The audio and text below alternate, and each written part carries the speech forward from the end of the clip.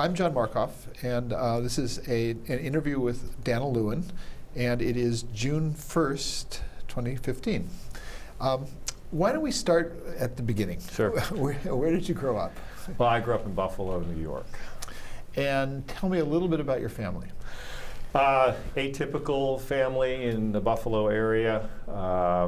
My father was a U.S. Marine in the World War II era. He left the Marine Corps in 1945. He was 19 and had a career thereafter in all kinds of odd job kinds of things that evolved into professional wrestling.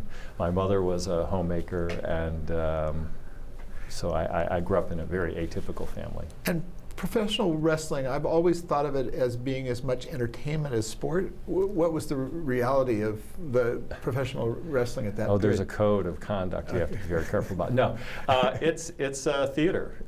It's performance art, and it's very much, you could liken them to stuntmen in many ways, although there were men and women involved, and people of all kinds. But in that era, coming out of the late 40s into the early 50s, it was programming, frankly, for television, because it was something that you could time, something that could draw a reasonable audience with sort of play acting that mirrored what was going on in society. So there were good guys and bad guys, and of course there were Germans and Japanese, and then U.S., and my dad was a U.S. war hero, so he was a good guy and played within that realm. And then over time, that whole there was a nice effort around the unreal world of professional wrestling, but the whole psychology of what U.S. programming was like relative to, and wrestling has always sort of been a mirror of that. At that point, was it a job that required a lot of travel? He did travel a fair amount up until I was about 5 years old. So from the sort of late 40s until the late 50s, he and my mother and my older sister were traveling around a lot, all around the United States. Venice Beach, L.A., Gold's Gym, Joe Gold, all those guys, Santa Monica, Tennessee, Texas, everywhere. So they lived out of a station wagon and traveled around with crazy animals and things. And did he have a professional name? He used his own name. You can find him in Wikipedia. It's Don with two N's, Lewin, Lewin. And later on in life, when he aged up and still used that as a primary means of income, he became the masked executioner. So he became a bad guy, and you can find him up there. Along with the rest of my extended family, my uncles and my father's sister's husband were all in this game in that period. That's great. And I saw that Daniel comes from Daniel Boone. Yeah, my parents met after the war, were dating a family friend who became my metaphorical godfather, was also named Don, and they met at a club, and a comedian surfaced. Buffalo was a happening town then, post-war, still had sort of Great Lakes shipping sort of flowing through, last port on the St. Lawrence Seaway. So it was an active town, a nightclub town, all that kind of stuff. And there was a comedian there, and the guy misheard my father's name, and it stuck, and so it became my father's nickname. And so I just like to say that I'm vowel challenged, because they threw away the I and E and gave me a little apostrophe. Right. And growing up, were athletics a big part of your life before, up into high school? Yeah. Because of his wrestling? Yeah, that's right. And was it all things athletic, or? Yeah, boot camp would be more. No, I grew up in a household where sort of training, so running, weightlifting, later on swimming, physical fitness was a primary agenda, as well as diet. My father was real involved with the folks in York, Pennsylvania. If you've ever been in a gymnasium, you've seen the York weight. So that was Bob Hoffman. All those guys were all family friends. And so he was quite a fitness freak, if you will. Yeah. And so I grew up in that environment. Did you embrace it? I didn't have a choice. So the answer is, inevitably, by the time I was, by the time most adolescents were making a choice to get involved in those things, I was very accomplished at them. So it was easy to embrace at that period of my life, sort of adolescence, but up to adolescence, sort of, I mean, starting this training when I was in kindergarten was serious. And was competition a part of it right from the beginning? Yeah, pretty much. Whether it was running track, lifting weights, or swimming, and then later on, just almost exclusively swimming, which is what I picked up on when I was about 8. Yeah, and by your own volition? No, my sister was the motivator. She was particularly good in the water and swam at nationals. She was a very serious swimmer, and she was 3.5 years older than I was, and it was following along with her as a family. It's like, okay, your sister Holly's going to swimming practice, you should try it too. And it was like, okay, I'll try. And of course I hated it.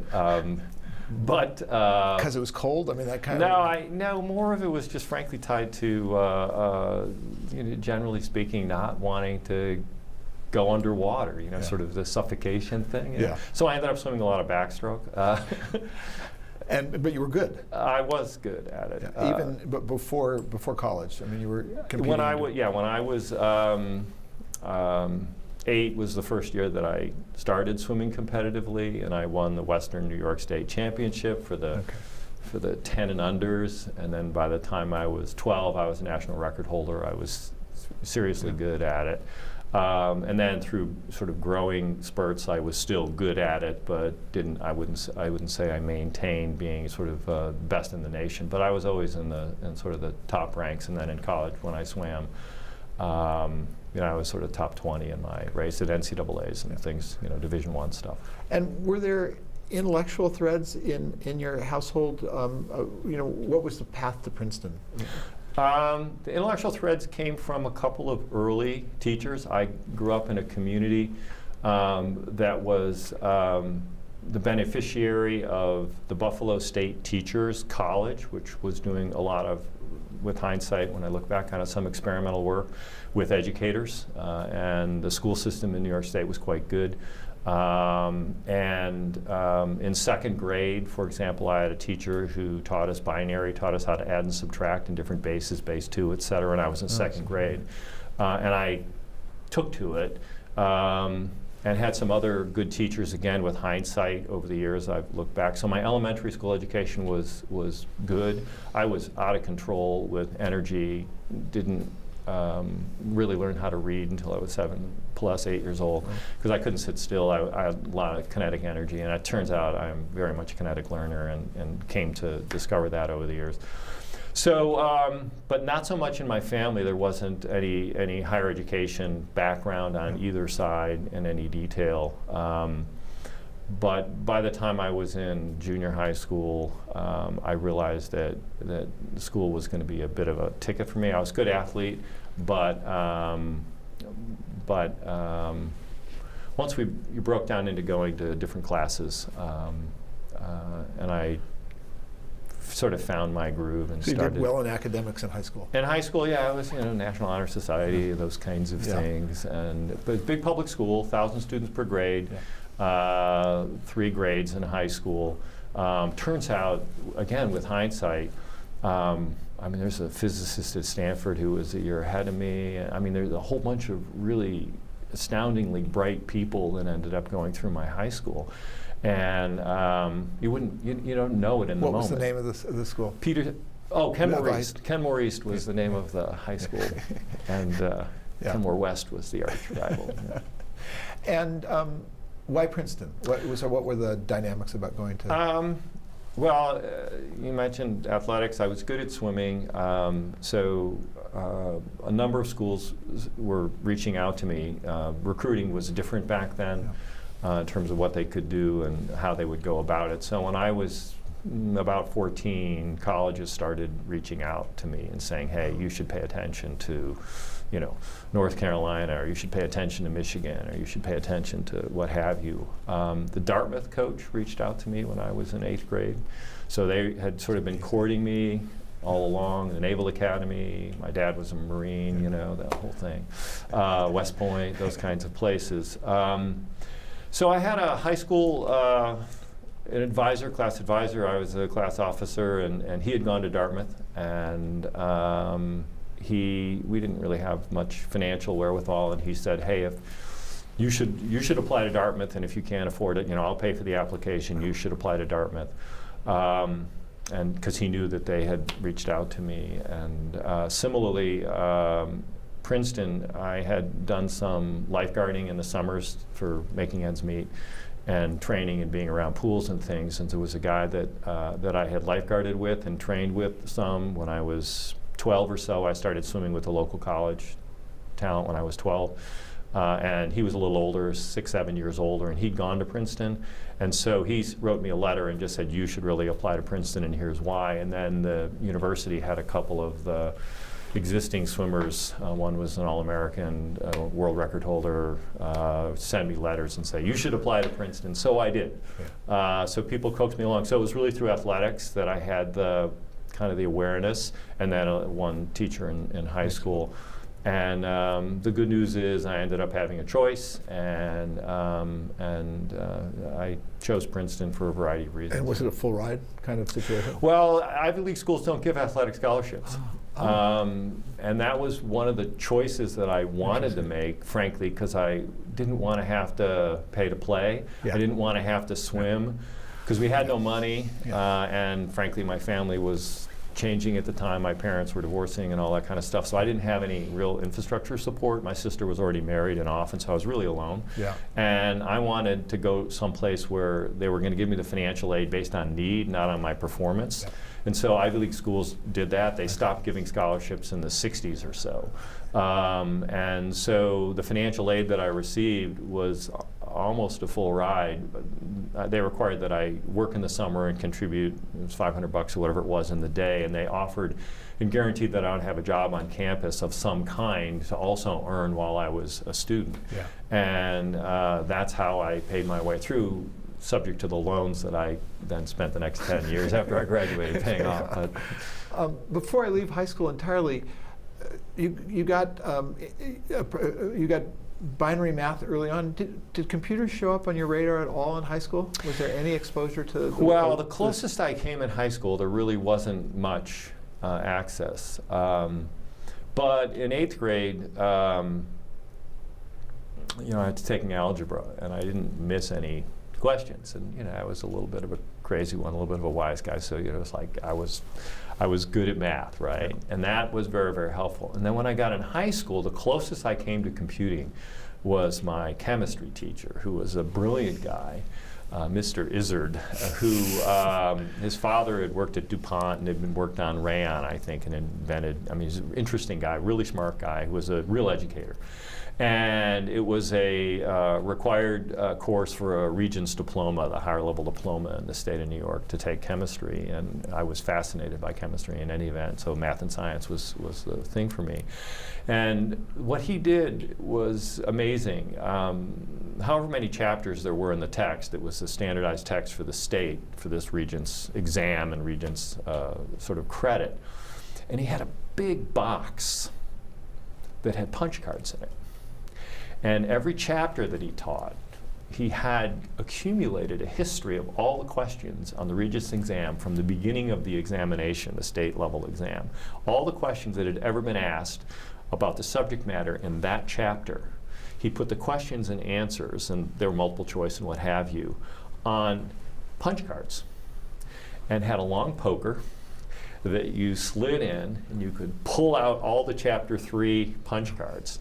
And if you flipped through those, he said, you will learn how to take this test and you'll educate yourself. Okay. And so the closest I ever came to punch cards was in chemistry. Those were called McBee sword file cards. It was unbelievable. Yeah. And and I used to go after he was a great guy, so go and we'd hang around the lab and with him, and he explained where they came from. He knew. So that's kind of was my initial introduction.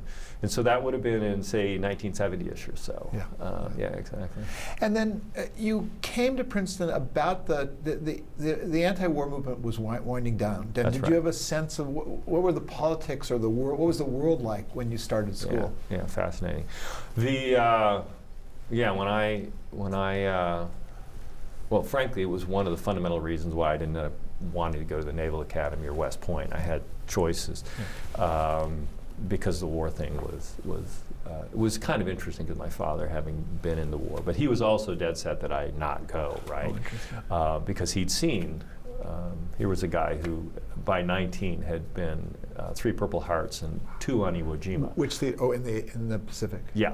Wow. So, I mean, he'd been on day 2 landing party at Iwo Jima. If he was on day 1, he undoubtedly wouldn't be alive, but he got wounded twice on Iwo Jima and had been wounded once prior to that. So he was a serious guy who knew the horrors of war, if you will. And so he didn't want me to go, but it was, conflict, if you will, at the same time. So when I got to the campus, the seniors were the last ones to have been sort of protesting where people got arrested on campus, because there was a fair amount going on. In fact, I think the stuff that happened on the Princeton campus ended up leading to that sort of fall break where you could go and campaign, if you will. There was a period, and they did something. They took over the chapel, and Stephen Weed was there, and remember those? I do. I do. So it was a motivator for actually some of my work, because I ended up studying in the politics department, which they call politics department, not political science. And my advisor, H.H. Wilson, was a civil libertarian and a famous, infamous guy, depending upon which lens you looked at him through at the time. And was that random, or did you pick him? I picked him because I was doing some work about street politics merging with electoral politics.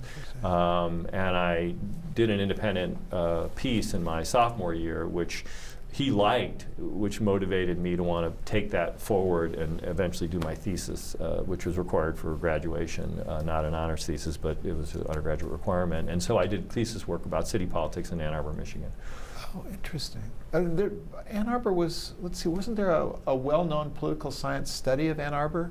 I mean, well, there was a ton going on because Tom Hayden had been there, he'd written the SDS charter there, a lot of the Freedom Rider stuff emanated from Ann Arbor. So it was the 18-year-old vote, residency requirement, women's rights, civil rights, and rock and roll, right? So, and it was rock and roll, the MC5, John Sinclair, Rainbow People's Party, all that stuff was going on in Ann Arbor. And I was interested in sort of the social implications in society, because I had a fairly just firm belief in people as opposed to sort of men and women, and so so the women's rights thing was reasonably meaningful at the time. In terms of the lottery had started, right? Were you affected by the lottery? Yeah, somebody asked me that the other day. I think I was born in '54. I think the last year that they took from was '53. So if I recall, they had a lottery, but they didn't take anyone. But I don't remember exactly. But it wasn't like a big. Well, it was waning, so we weren't sure. Certainly in my freshman and sophomore year, we weren't sure what was going to be happening. But by the time I was a senior, I think we knew we were safe in general, or close to safe, if you will, because this was '76 by then. One of the things I read, I guess is not correct, said you wrote your thesis about charisma and Bob Dylan. Well, I did 2 independent studies. Somebody, I think maybe Walter Isaacson in Steve's book, because he asked that question. And I did 2 independent studies, and I never met with Walter face to face, so he never followed up to check anything. So what do I know? It will be history forever. Yeah, so it was written, therefore it is. So I did 2 pieces of work in my junior year, which was the way the university worked. And one was classical charismatic leadership theory, Bob Dylan in the 1960s, and the transition of his, basically his musicality, his choice from folk to folk rock to rock, et cetera, and how his following grew and the gathering grew, and all the competitive issues that were going on in terms of creating followings at the time, because everybody was worried about the Beach Boys, if you will, and then they were worried about, there was the Rolling Stones and the Beatles and Dylan and all the rest. And I liked his poetry. I wasn't sure that I really appreciated his tone and delivery, but I liked his poetry a lot. And you were listening to his music? I listened to a lot of his music. And I had an advisor who, in the end, was the most influential teacher that I had. Wilson was my advisor for my thesis, but this guy named Manfred Halprin, not Morton, who was the defense strategies guy, but Manfred Halprin was a guy who was trained, really a Jungian psychologist who worked in the State Department on Iranian affairs under Markoff, et cetera. So he was a very interesting sort of politics as relationships between or among people type. And he was extremely open to sort of my interest in looking at movements and people, which had then tied to the other side, which was, you know, sort of street politics and electoral politics. So sort of Dylan as a motivator. So they sort of went hand in hand a little bit. And the reason why I ended up taking the Human Rights Party of Ann Arbor, Michigan forward for my thesis is because I got a better grade on it on my independent work in my junior year and figured I had a better chance of getting out of school with my thesis. But it was in this context of street politics, electoral politics, political science. Did you run across Bill Domhoff's work, power structures in local? It didn't ring a bell. Okay, So more traditional. So did you read Marcuse? Yeah, bits. Yeah. And you know, there's a lot of theory in the Princeton department. Sheldon Wolin, a lot of those folks as theorists. And for me, some of it was 20th century American political history. If I would look at sort of the whole genre that I cared about, the office of the presidency. How it was affected by the person who took the office, was elected to the office, how they shaped it. So people politics, how people used their power, and how, again, followings occur, and what it took to get people engaged and motivated to drive change, changes in structure, which is what I was interested in. So in many ways, sort of organizational dynamics, but really market-centric. How do you reach people and then build followings, basically, and how do you drive change with that? And at school during those 4 years, you had study, you had athletic competition. Yeah. What else was in your? What else? Was I worked. Those are really the only. And I played, but we won't talk about that. Yeah, I mean, I ran, I worked in cafeteria and ran a catering agency at the end of the day. We set up, 3 other people and myself, 2 women and another guy, set up sort of an institutionalized student catering agency. The university was very big on entrepreneurship and creating, whether student beer mug agency or, you know, the hoagie man selling submarine sandwiches around campus. And so we created a catering agency and catered all of the primary events that needed to be delivered purposefully without fail, because students would sign up and volunteer for the corporate giving luncheon and then not show. And there'd be nobody there to serve the food or set up the tables or, you know, pour the booze if it's an evening thing, those kinds of things. And so we set it up and sort of institutionalized an approach, and were able to, whenever you worked a meal, you ate for free, so that mattered to me, and made ends meet in terms of income. And then starting in my freshman year all the way through graduation, I worked the reunion period, which Princeton's got a very active alumni community. I think maybe second to Notre Dame in terms of being rabid. But certainly in terms of fundraising, they may be at the top of the list. And catering the reunion function, which is a 3 or 4 day big extravaganza by class, was, so I organized everything that wasn't hot. Literally everything, from tables and chairs to the clips that would hold the plastic tablecloths on, to forks and spoons and paper plates and butter and rolls and salad and everything that wasn't hot. I organized with one other person and staged it so that we could run it up the elevator and out the back door on a 15-minute cycle to hit every one of those things in an organized way. So driving logistics and flow, and that, you know, I'd make $500-600 for 3-4 days work, which was a huge amount of money, which then I could then apply to. That's right. Did the Institute for Advanced Studies come on your radar at all? Yeah, mostly the woods, wandering in the woods, because the Institute was right around the corner. I had one professor friend who, Gerhard Funkhauser, who was a biologist, if I recall.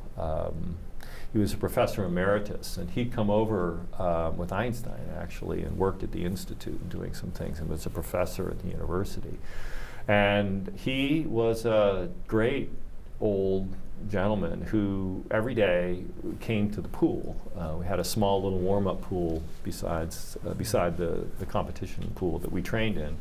And he would come down for his daily bath, if you will, as he used to say. He was in the late 80s, maybe 90, I don't know, old guy. And he'd come down, and he was just, like many of the professors, be friends of the different athletic teams. And so he would always have 2 or 3 of us at a time over for dinner. He's an old retired guy, and get to know him, and he would tell us stories about the people who were at the Institute, about Einstein, whom he knew well. And we actually got to play physically with some of the little games that Einstein used to dwell on that would, while he was playing and thinking.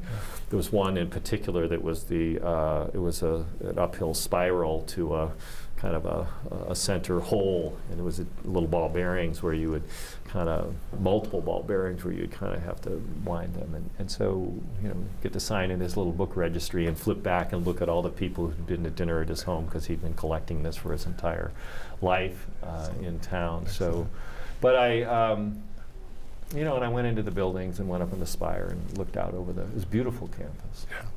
And how broad? I mean, were you forced to be broad at beyond the social sciences? Did you get into the sciences? No, that was a benefit for me because, frankly, because showing up at Princeton, it was really clear that there's a difference between being reasonably good at math and being a mathematician, which I am not. And so there were no hardcore.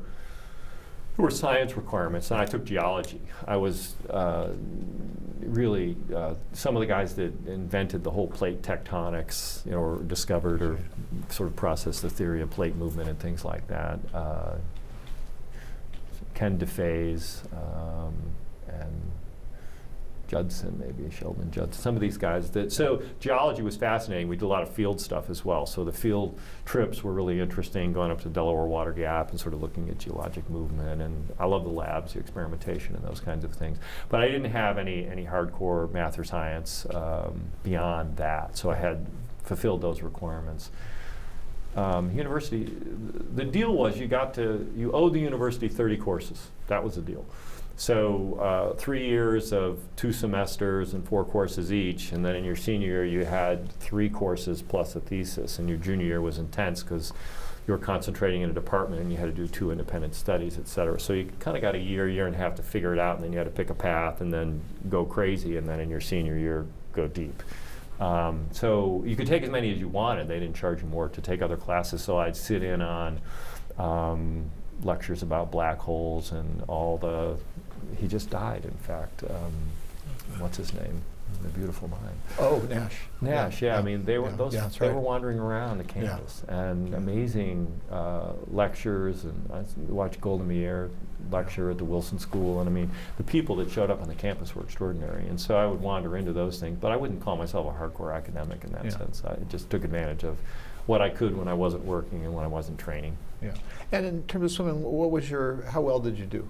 I was mostly sprint freestyle. You end up specializing a little bit. That's what the team wanted and needed. And I was good at it. I was reasonably well-rounded. And so the best I did was to be in the finals in the Eastern Seaboard Championship, and then, which we won as a team all 4 years that I was there. And I was captain of the team, an undefeated team my last year. And in my sophomore year, I swam at nationals, NCAA's, Division I, so serious swimming. That was in California. First time I visited California in 1974. I looked up and said, why didn't anybody tell me about this place? Was it Northern California? Long Beach. Yeah. But it was late March, early April or whatever. It was beautiful. I was good, but my best allowed me to qualify for nationals. And Yeah. the people who win at nationals can do that in a workout. Yeah. Right? So, but it's small amounts in sprint races, so mostly 50 and 100-yard sprints, which are 20 and 40-second races, sort of like 220 and 440 in track. Yeah. Wow.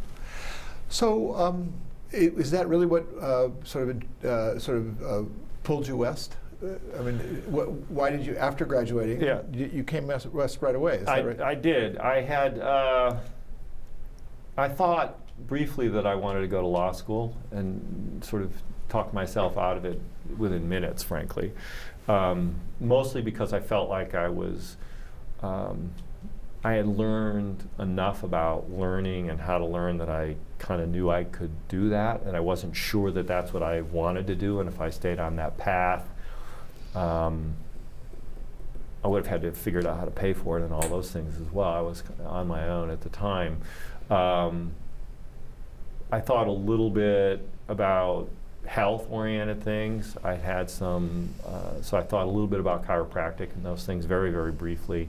So I was just thinking about what to do, but the long story short in terms of coming to California was I lost a bet with my sister's husband's brother at the time. So my brother-in-law's brother, he was living in Palo Alto, building a house in Los Altos Hills on the side of a hill, and he was a car salesman, and he had sort of parlayed his position up to being the general manager and sort of co-owner of a dealership in Palo Alto that they had sold that summer, or that spring right before I graduated. So he had cashed in. He was 32, and he had been smart enough to buy real estate in Palo Alto and take seconds on those homes and buy more homes. So he owned 26 houses in Palo Alto in 1976.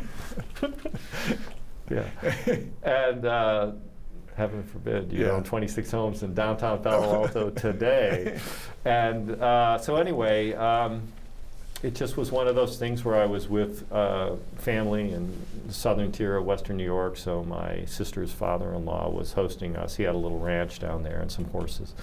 And we were in an old country bar and playing bar, pool, and drinking beer. And I drank a little bit too much and started to bet and shouldn't have and lost. And so in order to get even, he kept offering me double or nothing to get even. And pretty soon I was down. I had a negative net worth for sure, but I was down about half of my liquid currency. And he said, we could play again. And I said, I'm done, man. And by then I was shocked. And he just said, I'll tell you what, I bought an antique stove, a little nickel-plated stove about 3 foot tall. And he said, if you get it to California and you come with it, come to Palo Alto, we're even. So I put it on top of my car a couple weeks later and this drove. Is what year? This was in 1976, in late August. And so I drove to Palo Alto, cross country, and with a friend, and stopped along the way and visited a few friends, et cetera. It took about a couple, 3 weeks. And so I arrived in Palo Alto in the late summer of 1976. Interesting. And the house that he was building was on the side of a hill overlooking the research park right off of Rastradero. Oh, yeah. And so not right around the corner from Rosati's and all that stuff. Yep. And so the house on top of that hill, he was building a pole house on the side of the hill, was co-owned by two people. One, Peggy Karp, who'd been working on the mnemonic stuff for DNS from MITRE and out here at Stanford with Larry Roberts and those folks. And the other one is a guy named Cordell Green, who runs the Kestrel Institute, which does a lot of sort of software programmability, algorithmic research work, et cetera. And so they were, it was a big old manor house, and so I met a whole collection of people of various backgrounds and interests. Who Just because they were neighbors? Well, I was literally, because I was sleeping in this house that wasn't, it had a roof on it, but it wasn't finished. He was building this house, and so I was a college student, just sleeping there on a sleeping bag. Yeah. And on the top of the hill, there was a driveway that went by the house, and the driveway went down to the pole house. And so people were driving by every day to go to this big house at the top of the hill. And there were 8 or 9 unrelated adults living there who the owners of the house didn't live there because they had broken up, and so they were just renting it out to 8 or 9 people. Yeah. Who were very interesting people. And about 8 o'clock every night, the dinner gathering would begin, and by 10 o'clock people were eating, and by n o'clock people were leaving or not. And it was every night. And so I met a whole collection of incredibly interesting people who were doing amazing things in Silicon Valley. And this is right after you graduated? That's exactly right. Yeah, okay. Yeah. And at that point, I saw somewhere that you were thinking about teaching high school. Well, I had a teaching credential that was part of, in my junior year or so, Princeton instituted a teacher preparation and placement program. So it was a program. This is a woman who was on a swimming team that I was friends with. She said, you should really come down and meet with these folks, because she knew me and said, you'd like this. So I did. So I did a student teaching practicum, which was a 10-week thing, while I was in my senior year. And I did a little independent research about sort of mind-body learning. And so I taught little kids, like 2, 3-year-olds, mostly 3 years old, how to swim. And I wrote up a whole thing about kinetic learning, and because I'd learned enough about my learning styles, et cetera. And then when I was doing the student teaching work in New Jersey, I created a course for the state of New Jersey on women in society. It was a little 10-week course that I'd stolen from all the different chapters of research, stuff that I'd done at Princeton about women in society at different eras, from Greeks and Romans to Victorian era, et cetera. And sort of did a little package 10-week thing. So I had a choice to do that. I never seriously was able to consider teaching, although I did while I was meandering around for a couple of months before I got my first job. I was working as a fry cook because I knew how to work in a kitchen for my catering thing. I did a few things like that for 4 or 5 months. And I did some substitute teaching, so I researched that. But in the end of the day, I had loans and cost of living right. and all that. I couldn't afford to consider that, so I wrote it off very quickly. But being near that home and being in those dinners, would you consider that to be a window into Silicon Valley? Was True. that the kind of... Yeah, absolutely. It was everything from I mean, they were all older than I was, but not much. Probably 30 was the oldest. I was 21, 22. One guy was, a medical student, going to be a doctor at Stanford, and a woman was a teacher. Another young woman was doing design work for Watkins Johnson for guided missile infrastructure. There were lawyers who were working on intellectual property issues and law issues. Peggy was working on ARPANET stuff. There's a professor, a guy named Tom Cover, who was a statistician at Stanford. He was there all the time. He was seeing Peggy at the time.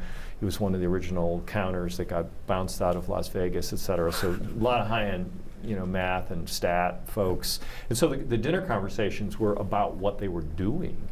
Yeah. And so I was sort of soaking a lot of that in and seeing what was going on. And at that precise time, the term Silicon Valley had been coined. Yeah. The semiconductor industry was up and running, but it wasn't quite yet clear that the sort of transformative effect the Valley was going to have on the world. I right? would agree with that. I would agree with that. I mean, I had many classmates that were out here either in business school, or like Eric Schmidt was at Berkeley working with Bill Joy and those guys. And a few years later, I realized what those guys were doing when I ended up, years later at Apple. They were putting IP into. Eric was at Princeton with yeah, you? we're the same class. Did you guys know each other? Not really. Yeah. He worked on the other side of the street, which was the engineering quad. Yeah. But Yeah. yes, I mean, it's a small enough place, Yeah. 4,000 students, residential campus, that you knew everyone, but it wasn't a social Yeah. run. Yeah, but they were in the, and so what led to what led to Sony? What led to your first job? My first job, another serendipity move. One of my college roommates moved to the Bay Area after graduation. His family moved out here while he was a student, so he never really lived here. And he was a geologist, and he went off to do some field work. And I moved out here before he showed up that summer, and he wanted to work at IBM, and was interviewing and couldn't get a job, and it wasn't happening. So he ended up taking this job working for Sony Business Recording Systems in Cupertino. And soon thereafter, a month or so, he ran into a friend in San Francisco. We knew, and I knew him as well, it turns out. And he was working at IBM and said, "Oh, I can get you a job, it'll take a little bit." And so a couple weeks later, he gets an interview at IBM, and he gets the job offer. And he tells me I should come to work with him that day, because he was going to deliver the bad news and offer the good news. And the bad news was he was going to quit, and the good news is he had a friend who was a lot like him, fresh out of college, who could walk and talk. And if he'd been hired for the job, maybe I would be appropriate. And so I got the job kind of on the spot. Just walking in with a friend who quit. And it was enterprise sales, basically. Yeah, I mean, door-to-door sales, frankly, selling to businesses. And in those days, standard cassette was a new invention, and the idea of a 1 pound tape recorder was not even on the horizon. The smallest handheld tape recorder was a 4 or 5 pound thing that Sony had. I had a Sony recorder my first day as a reporter, which was it was less than 4 or 5 pounds. Yeah, but if you wanted to run it on a battery and you wanted a handheld machine, before the Walkman came out, there was a Sony business machine that had a dual track head, had a stereo head. Yep. And the reason why is so that you could hit a button and leave a mark on the second track, so that when the transcriptionist was rewinding the tape, it would stop, and there would be a counter on the right, because you had this little capstan drive that could pinch the tape and run it at a constant speed, so that you could use the counter to know where you were on this linear medium, right? Before that, it was reel to reel, and the tape would stretch, and you wouldn't know where you were, if you will. So anyways, the first 1 pound handheld recorder was the Walkman, and it came out first in business form. I have one at home, and I won the Walkman for the sales contest. But those were $350, $400 machines, and you were basically selling them on the institutional level, to police, medical records, courtroom recording systems, where you'd use multiple tracks and different microphones, and Sony had all these teeny little interesting microphone technologies and those kinds of things. So this is in 77, 78, and then the micro cassettes came out thereafter. Right. There were minis and micros. Micros had the capstan drive, the mini everybody else had. Sony had patents on it, so people didn't get into it for a little while, and then they licensed it, and there were others. So it was the beginning of... As a sales job, was it a national sales job? Like, were you No, I had a physical territory. We had a region, and it was my office was responsible for was South San Francisco to Monterey. Okay. And so my territory was bounded by Lawrence Expressway and then 17, or which is whatever, 880 now. So I had this physical territory that sat in Cupertino, and then within, I don't know, a year or less of taking the job, the guy that was running the office left and went to Intel.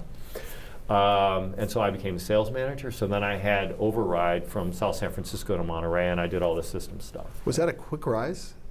Yeah, I'd say it was unusual, and then again, what are you going to do? I mean, Alan went off to work at Intel. He was a teacher originally by training, and he went to work in designing all of the training for the copy exactly build out of factories. So as Intel was moving forward on wanting to build fab, he was codifying all the processes and building the curricula to train people to do exactly what was done in the primary factory as they spread out and built tertiary factories and things like that. But Sony, as you worked in it, did you get much of the Japanese Sony culture, or was it a particular Silicon Valley flavor? Well, it's just more the Japanese stuff. I mean, Sony was, I mean, the philosophy was, in training and presenting, we had these video cameras. We'd watch ourselves. These cameras are big monster things, and so you learn how to give a presentation and demonstrate the tape recorders and all that kind of stuff. And, the basic premise was, at the end of the day, why do people pay more money for Sony products was the fundamental thing, because we were about 15% more expensive than buying from Lanier, and Lanier Harris Lanier, they put their name on third-party manufactured stuff, Olympus or somebody else built it, but Sony was selling the brand, and that was the push, was to make the point that you spend more on this because it's a Sony. Period, because it's a Sony. Yeah. People say, well, this costs more money. Well, it's a Sony. And they go, yeah, I guess you're right. But that first part of your job, when you were sort of making your way around, so you were at Silicon Valley Heartland, right? Which your territory. I mean, I was calling on Tandem when they were 10 people. Yeah. I was calling on Timeshare when they were like in the beginning. Rome was, in the beginning. Right. You can go down a list of Applied Materials. I mean, I called on Jim Morgan then. I mean, his name was on the folder. Ron Conway, sort of famous Silicon Valley angel, was at Altos Computing. He was the head of sales. So I mean, it was truly, Memorex existed. Intel was a teeny little company. I sold to them. Because if you look at the heart of basically what was Santa Clara, you had Intel, you had Memorex, you had Applied Materials, you had Versatech, National, AMD. Microwave. I mean, you had all four-phase systems. I mean, four-phase. People forget about them. It was a $400 million company selling systems to the Social Security Administration. It was it could have been the first real microcomputer in many ways. So, so all of those companies were here, and literally, I was going door to door. And so, the tool of your trade. You remember the Thomas maps? Did you use? How did you get? You remember those? That's how you got around in the building. Yeah, exactly. I had those little books, and you move it around, and I remember I sold to the Burger King guys who were opening up the Burger Kings in the Bay Area. It's like, well, what do you guys do here? It's like, well, we're trying to figure out where to put the Burger Kings. I said, well, you just go where the McDonald's are. And they go, yeah, don't tell anybody. So it's like, I sell to everybody. Law firms. Headhunters. I mean, some of the guys that I called on that were headhunters are in the venture business now. I mean, what was the compensation model when you were first starting? It was fascinating. You get 15% the gross of the transaction, 18% of the transaction if you sold a maintenance contract with it, which meant the gross was higher. Right? And so, I mean, you're selling handheld tape recorders to people with a transcribing machine that's sort of $1,000 transaction into a little office, and you sell it with maintenance, and you're making $200, right? So, and it was, frankly, because it was the way I was at the time, maybe still today. The first month that I worked, they paid $600. And you got zero commission because you were in training. And the second month was like $550, and you were selling, and you got like 5% or whatever it was. The third month was $500 and 10%, and the fourth month was whatever the math, dropping $50, and then you got and then it was you could take a draw or you went straight commission, and I just went straight commission. And so I was straight commission for 4 years. And where did you live during that period? In that period, I bought a house in Palo Alto. You bought a house in Palo Alto with your first job. Think about that. Yeah, I know. 78.5. I bought it with my buddy that had gotten me the job at Sony, and but I lived in a studio under a house up in Palo Alto Hills, off of Alexis Drive, looking out over the valley. And a nice view over the valley, and it was a little studio apartment affixed to a garage on the side of a house. It was on the side of a hill. So I rented that first, and then I rented another house briefly that I was introduced to by a friend, where someone had died and the house was in probate and all that kind of stuff. But then I bought a house, 79-ish, 79-ish Is this in South Palo Alto? South Palo Alto, where in the... Yeah, South Palo Alto, right on West Charleston. Right. So not far from Barron Park, Yep. right next to Recording for the Blind, if you knew where that was. Yep. I know you know where it Yeah, was.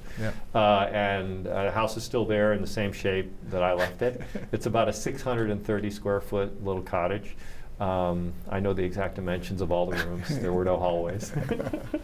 And that's where I met my wife and started a family. And But you also had this. The job gave you this real broad view of the Yeah. sort of the real working Silicon Valley. Absolutely. I mean, I saw everything from what was going on. I mean, almost all these little blossoming companies that were, I mean, the beginning of the microcomputer sort of phenomenon. I mean, Apple, maybe of note, I mean, when I left, well, I went to work, I think it was April 7th of 1977 for Sony. And I think it was April 15th or so of 1977 that the Apple II was showed off at the West Coast Computer Fair. Steve and Steve had rented the office space. I was in building C, I think they were in building B, but there was just, I mean, it was 30 feet from their office to my office. So Apple was rented 600 square feet right next door to my office. What do you remember from those guys then? Did you meet them then? Oh yeah, I Oh, met okay. them. In fact, this weekend I saw Chris Espinosa. We talked for about 2 hours. We were sitting downtown, and he and his wife and kids walking by, and Chris was skateboarding in and out of the he's still there, you know. And, I just saw him, yeah.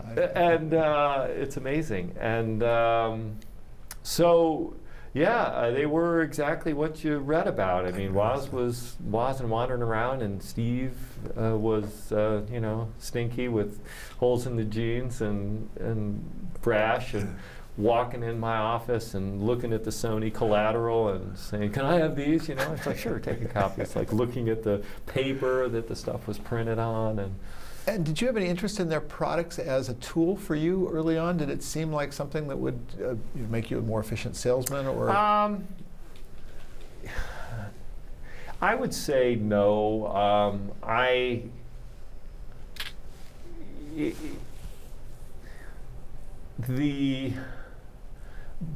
You know, I mean, at the end of the day, I was calling, you know, on the industrial, the addresses, the complexes.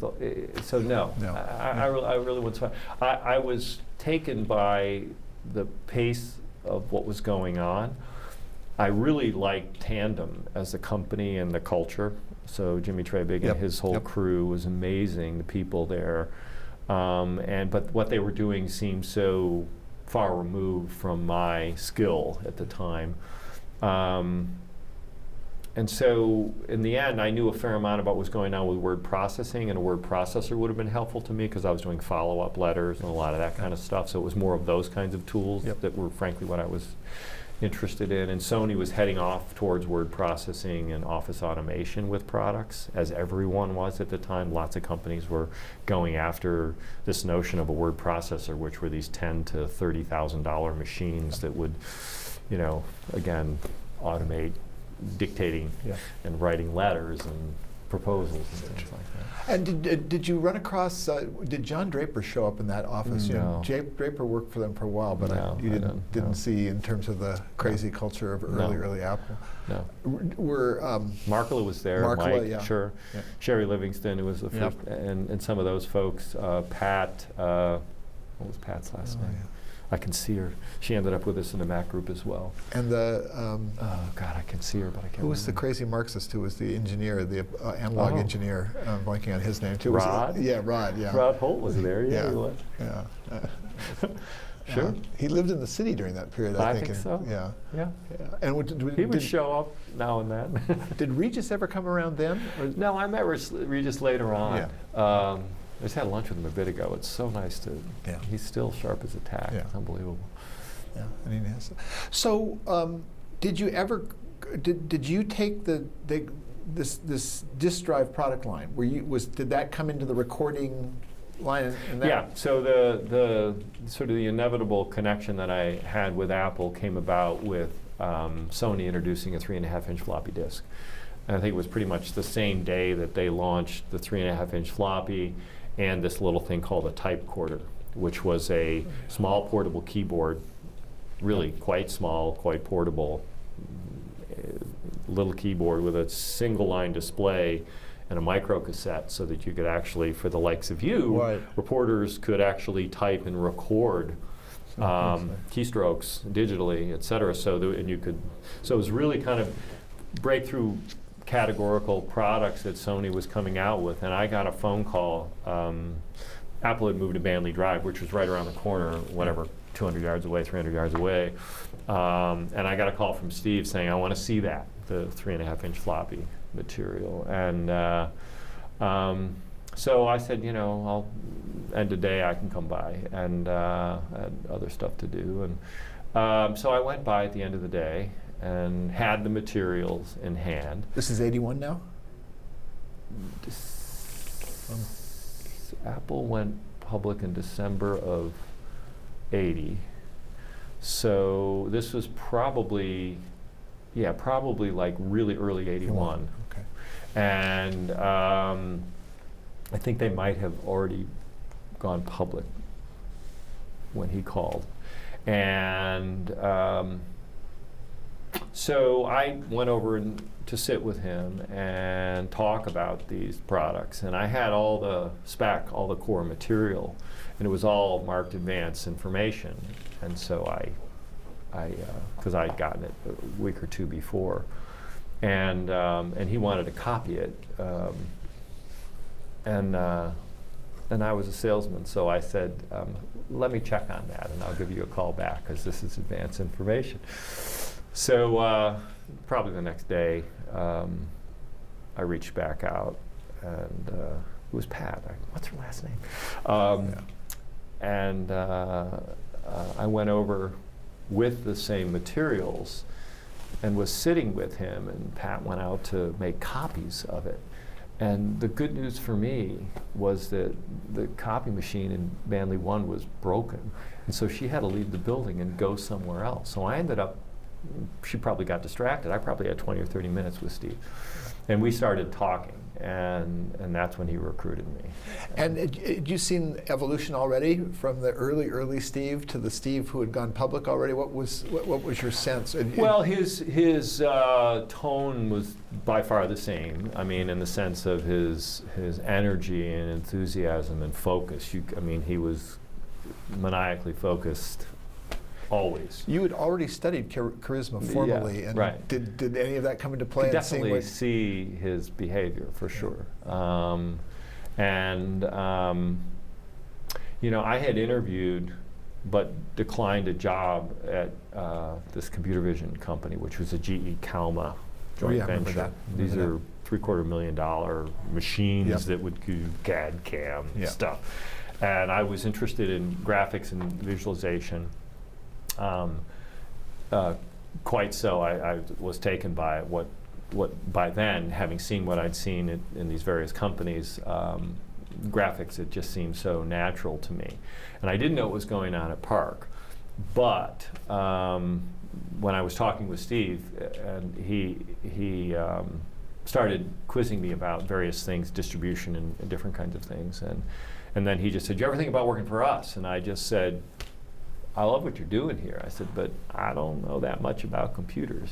It's like a little bit of the sort of a Columba." It's like, and he goes, "Oh, that's it, because we got lots of people who know lots about you think about computers." It's like, we need some help on distribution and how we market the stuff, because he was quizzing me on a lot of the marketing and distribution issues. And Sony obviously was an appealing brand image for him, and so he took my card and ended up. With hindsight, I find out, gave it to someone, a guy named Joe Roebuck. And Joe was running market development for the company, reporting into the head of sales, but it was really a marketing group working with market-centric activity. Yeah. And a couple of months, 2 months later or so, I got a call from Joe, maybe a month later, and he just said, "Hey, I got your card from our chairman," because he was chairman at the time, I think, and I figured it's a pretty good reference, so, when can you come over? So I went over and sat down with Joe, and we hit it off immediately. And from the same hometown, ironically, the same neighborhood, pretty much. He was maybe 10 or 12 years older than I was, but he'd been a VP at Honeywell, and he'd come into Apple to do these things. Long story short, he just said, I don't have anything today, but just check in once a month because you're coming to work here. And so I said, okay, sure. So I did, and it's a little, daytime or a little. So I checked in with Joe. Maybe 2 months later, he just said, okay, come on in, we got something. And then I interviewed with Trip Hawkins, Joe, Gene Carter, who ran sales, and one other guy, Barry Smith. And so this was like mid-'81 by this time? Yeah, spring '81, and I think it's May or June when I started selling. And when you first met Steve, when he was interested in that drive, did he tip his hand at all about the kind of machine that they might use? Well, yeah, fair question. He did say he asked me a few questions. It was like, well, you don't know anything. And when I said something about I don't know that much about computers, he goes, well, what's your familiarity? And I said, well, I did this thing with GE, and I said I'm interested in graphics and this. I said, but I don't know how word processors work, and there's microprocessors in some of the Sony products, and so a little bit. So I knew enough, but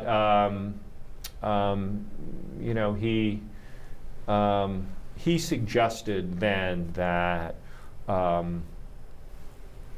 And now how sort of keyboards and everything were, because I went, yeah, and he goes, well, we got a better way. That was his reaction. We got a better way. He goes, there's not 10, 15 people in the world know how to do what we're doing. We got a better way. Which, again, hindsight, after my first day at Apple, meeting with Larry Tesler, having been on the other side of a one-way mirror, playing with Lisa in the drawing program, right. I understood. And was Mac was still not Steve's project at that point, or I don't even know if it was in existence then, but it certainly wasn't his project. Jeff Raskin was probably doing something. He was probably doing something, but I don't know that the Mac project existed then. Yeah. Lisa was in nascent form. They were still working with Intel processors. Yep. They had gone to 68,000 at the time. Oh. Right after I started, within 90 days or so, they made a switch to 68,000 family, and the infamous Lucy OEM machine was beginning, which was a development environment with raw hardware, running Smalltalk on the Lisa machine architecture, and Lucy was going to be the OEM machine for CompuGraphic and others, and Lisa was going to be the Microsoft or the Apple product in that area. And you came in to do, your first job was, what was your responsibility? I was in market development for the Personal Office Systems division. Okay. So POSD was the Lisa division. Yep. And I was sitting directly reporting to Joe. And he had industry segments. He had education and business and training and whatever. He had 3 or 4 industries they were going after. And I was a staff person to Joe who sat on Trip Hawkins' staff. Trip was running marketing for Lisa, who was reporting to John Couch, who was doing all the engineering division. He was the GM. And Wayne Rosing was doing the engineering side of Lisa under John. So you were there almost, let's see, Lisa came into the world in '83? Correct. Yeah, so it was 2 to 3 years. Yeah, exactly. I had 2+ years of solid play in the lab, play with Smalltalk. I got my hands-on masters in reading all the basic research about Windows systems and mice and all the SRI papers and the Stanford work and the CMU stuff. Sutherland, Sproul, were all that stuff I was reading and living with, and then getting tutorials from people inside of the engineering organization. Larry and Tesla became really good friends then. He was very helpful to me, a lot of other people. So, and what I was working on was setting up a preview program so that the soon-to-be direct sales force that Apple was hiring could bring in Fortune 500 types to preview the Lisa system. And just from you personally, making the switch from being a sales guy to developing a market for a new product, was it kind of in moving from Sony to Apple, I envision sales guys as being under real high pressure all the time. Mm-hmm. Did it feel like you were decompressing and getting in? You talked about playing. Well, I was learning a ton.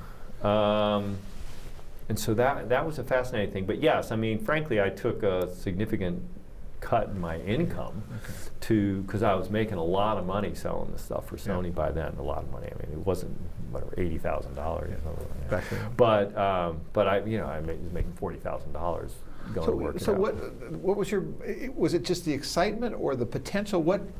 Well, I had started a family by then. I had a son. I felt like working for Apple would have immense long-term potential. Okay. And there was a certain amount of stability relative to, sort of straight commission.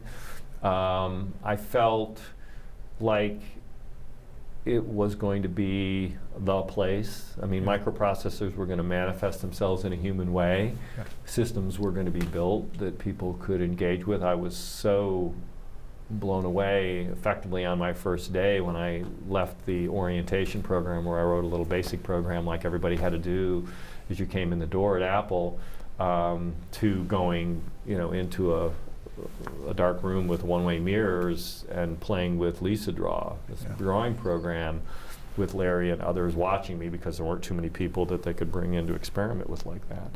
And then learning how these systems came together. So I felt like I was in this learning mode. And so, in terms of decompressing, it was more that I was just devouring, my brain. Frankly, I remember talking with my wife about this, that it's like I was exhausted because I was learning multiple new languages at the same time. People were, whether it was we were working with Oracle, and there was going to be SQL queries against an Oracle database, and these were early days, Lisp. Smalltalk, and I was playing with these things. So my brain was like processing. But you were right at this juncture where the personal computing was already sort of seen, but the scope it was going to have and the impact on society was just becoming apparent. I don't even think we had a clue about the scale. There was sort of this notion and this vision that, one person, one computer, right? But to what end? And we all were given a loan-to-own machine. So you walk in the door, if you're employed 12 months later, you own it. So everybody got an Apple II. I had an Apple II at home. But again, the usefulness of these machines was very limited, right? I mean, it was Fred Gibbons, it was little someday. File programs to store, it was like more work than it was worth. But they were little worlds and environments within which you could see that people were going to program amazing things, and you could, sense the scale of how things were moving, and then especially spending a couple of years with engineers who were working on the Lisa, right? I mean, we're going to put a megabyte of memory in this machine, But it was going to run at 1 million instructions, and there was going to be a hard drive that was going to be 5 megs, for $3,500. It was, for less than $10,000, you too can have a machine that does all those things. Yeah. So the corporate world, remember in parallel, Dave Liddell and crew were doing all the star work. John Schock and all that stuff was going on, and Xerox was making their way, sort of, kind of, but not really, into the commercial use of graphically based networked systems. And so there was a huge belief around the stack of office automation, so databases and drawing programs and word processors. Everybody was building a vertical stack, right? IBM had theirs, their System 1 or whatever it was, and everybody Wang was trying to do what they were trying to do. So Apple was clearly going to be the breakout company that was going to democratize this stuff. So that was the excitement. Yeah. Was Woz gone? He was around, but not active. Yeah. Okay. He had his plane accident? I don't know if he had a plane. He was off doing the US stuff for sure. Yeah, so the plane accident had already happened. Yeah, right. So what was it like to work for Tripp? I liked Tripp actually a lot, and I learned a lot from him. He was very pragmatic and sort of logical thinker, and sort of game theorist kind of thinking. And he ran, I thought, sort of an effective sort of staff meeting, and was very good sort of conceptual marketer as well. So I got along quite well with him.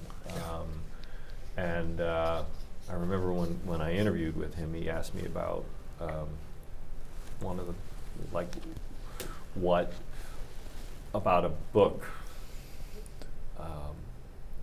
like what book had you read in college or something that stuck with you, that you learned a lesson from? And it was I just said it was Essence of Decision. It was Graham Allison's book about the Cuban Missile Crisis, and he studied with Graham Allison. It was a total coincidence. So we sort of started talking about those things, and so I like that. Barry Smith worked for Tripp, and he was very patient and is a very clear thinker, and he helped me a lot by giving me, I took an hour or two of his time every week, and he sort of gave me some hands-on tutorial stuff. He'd worked in Intel, et cetera, so he knew systems level stuff. Don't know if he was an engineer, but he was aptitude of an engineer, and so he helped on-ramp me to a lot of things so that I could be smarter when I would go into the lab with the engineers and not waste their time. But this was all directed at building a way to preview these machines that were 2 years out, and you wanted to sell them effectively into a market that didn't really exist yet. You wanted to create a market. That's right, and to build out the methodology by which we would use the dealer network and a direct sales organization to actually pre-sell and then do the delivery through the dealer network was the way things were going. Because you have to remember, at the time, it was against the law to ship a microcomputer through the mail. What? Yeah. I didn't know that. Oh, it was the Consumer Protection Act fraud issues. We'll have to go back to that. Okay. So yeah, there were all these issues. Apple originally sold through distributors, right? You'd sell to the distributor pushed them out. And then bought out the distributors about the same time that I came in and put in place manufacturers' reps who had exclusive territories. There were like 16 territories in the US. Who were selling to dealers. And then the reps would sell to the dealers. The distributors sold to the dealers. And when the distributors were selling to the dealers, there was a lot of issue around, it was like 42nd Street Photo or whatever, New York, shipping things around, and then people buying, a microcomputer and thinking that it was going to bake bread for them, right? Right? So there were concerns about that. There were lawsuits. I don't know. There was, but we'd have to look up the facts somewhere. But this is what's in my mind. So with the manufacturer's reps, they sold directly to the dealers, and the dealers couldn't mail order. And so we'd be tracking serial numbers for guys that were mail ordering around and stuff. So that was very complicated. So the thing that was going on with the introduction of Lisa was the building out of a direct sales force. People from Xerox and IBM and other companies that knew how to sell direct computers. And they were going to set up these national account programs by which you'd go to a big bank and sell them the contract right, and then have the dealers deliver and do the training.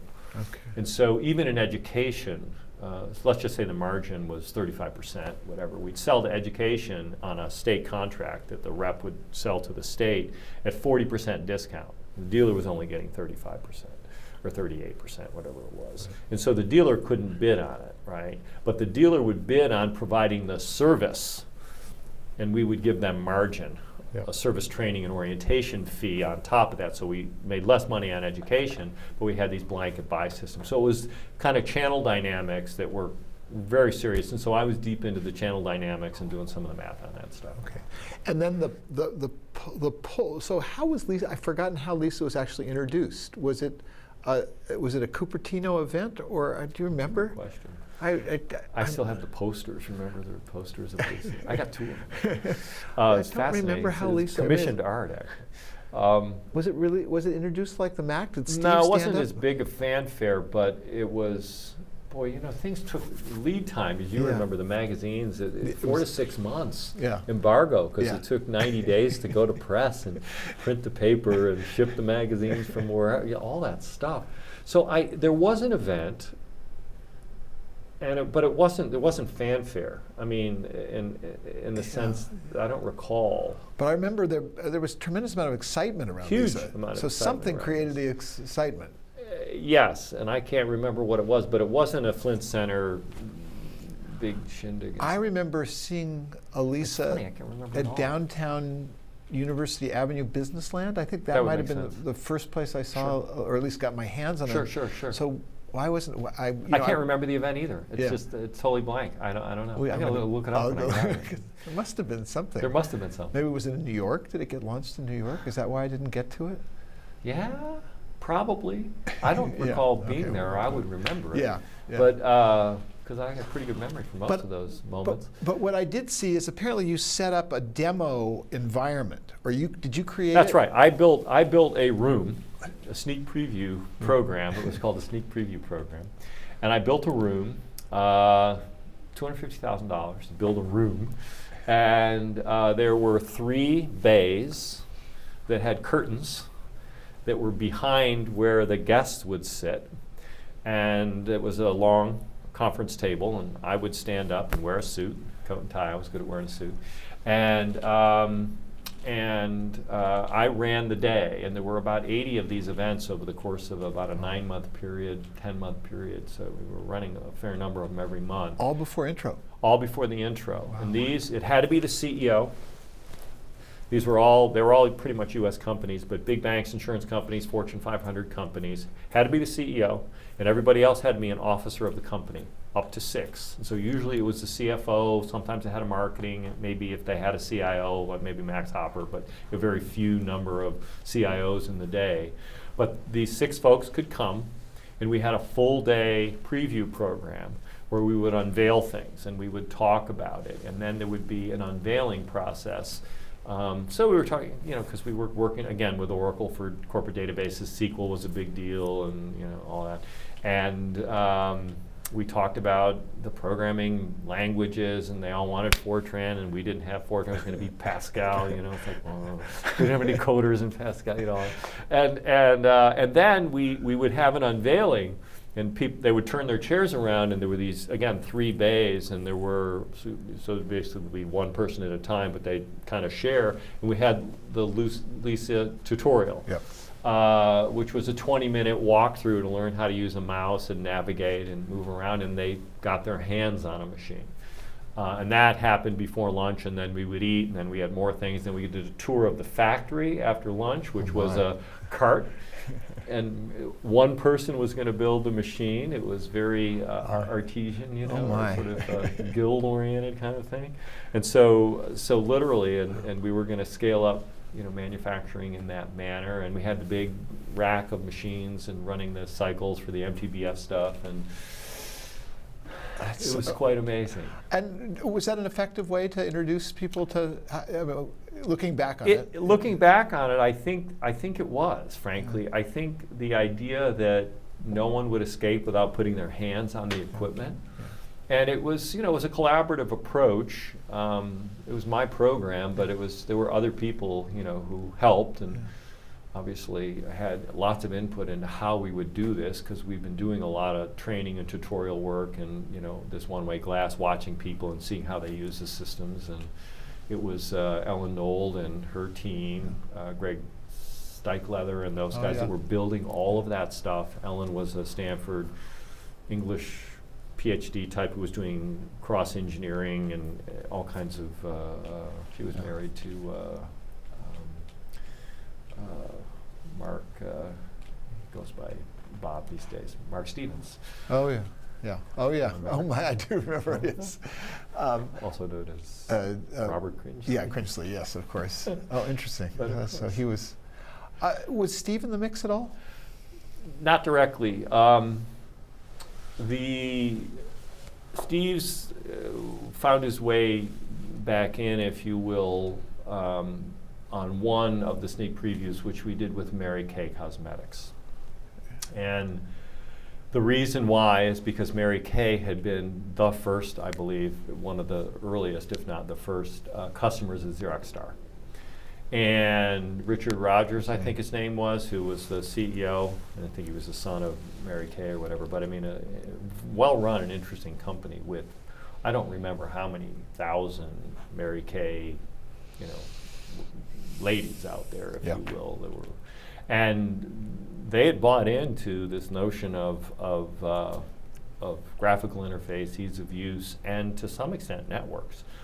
And the premise they had was that they wanted to use the Mac for their field agents where they could all input, and then. Do you mean Lisa?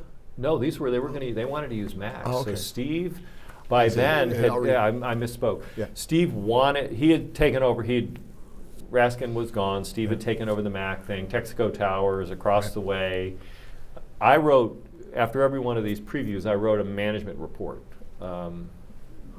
2 to 4 pages, whatever, but a concise summary of what we experienced with each of these customers. And of course, the salesperson had to be party to the whole process, they bring in a briefing about the account, and then I'd summarize it and roll it up, and that went to the exec staff. And so Steve got all those reports, a big binder of those things. And when Mary Kay was coming in, and the background showed that they were a star customer and that they had a vision, and Mac was rumored by then, there were general discussions about it. And this was in whatever, in 82 probably. And so anyway, Steve stuck his nose into the Mary Kay meeting. And it was soon thereafter that he came at me and said, hey, you need to come to work for us over here. So like 10 of us there. Scully was there by then. Was Scully? No, because I was already in the Mac before John came. Oh, John came in 83? Yeah, 83. Yeah, it was 82 that I, summerish. Wow, you moved very quickly. Yeah. So I see. So at least you didn't do education-specific stuff. No, I did. The answer is no, I didn't, but yes, I did. What I did with Lisa was, in my sojourn to learn things and where all this came from and who the logical market would be. Yeah. Because the company was going to go sell out to the Fortune 500 with Lisa, and I'd done all this work learning for myself, where I had discovered that the university research community were the ones who actually wanted these machines. Yeah. And so I had brought folks from Stanford, folks from Carnegie Mellon, and folks from Brown in on my own time, had them sign non-disclosures and see Lisa on my one-on-one time. Okay. So I got the feedback from them about what they wanted, right? Because they were the infamous 3M machine. Oh, so I was going to ask you, the 3M Consortium existed already? It was in process. Okay. And so I'm like, no, this is my world. This is what I wanted to do. Yeah. And so I went forward to a meeting with Markoff, Steve, Wayne Rosing, and Floyd Kwame, because Floyd had started, and said, we need to invest in Carnegie Mellon, in this center, the IDC, the Information Development Center, whatever it was going to be called. They wanted $20 million. We were $100 million in sales at the time, on our way to 300 and some million in sales, whatever it was. The numbers were small, and they wanted $20 million from us to have the center. Yeah. And I actually wrote it up, and I got the audience, and we talked about it. And everybody in the room, Steve, Wayne, Floyd, they all said, we should do this, but we can't afford it. I mean, they knew, but I was carrying that energy into the system then. Okay. So that's, again, later on what motivated Steve to, so I wasn't doing anything in the market, but I was living with those people in terms of learning. I've come to conclude that, the smart people are really in the market, and you should just spend a lot of time with them. And so that was a real learning experience for me. But in that period in 82, it's a year before Lisa has happened, you've built this system, Steve comes and takes you away. In terms of the corporate politics of Apple, what kind of a decision was that to? Well, there were 3 things that were available to me. One was that. The other one was the selling organization wanted me, because I had set up and knew how to communicate all of this stuff. And then the division, I could have gone into the division. And so there were sort of 3 tugs at that.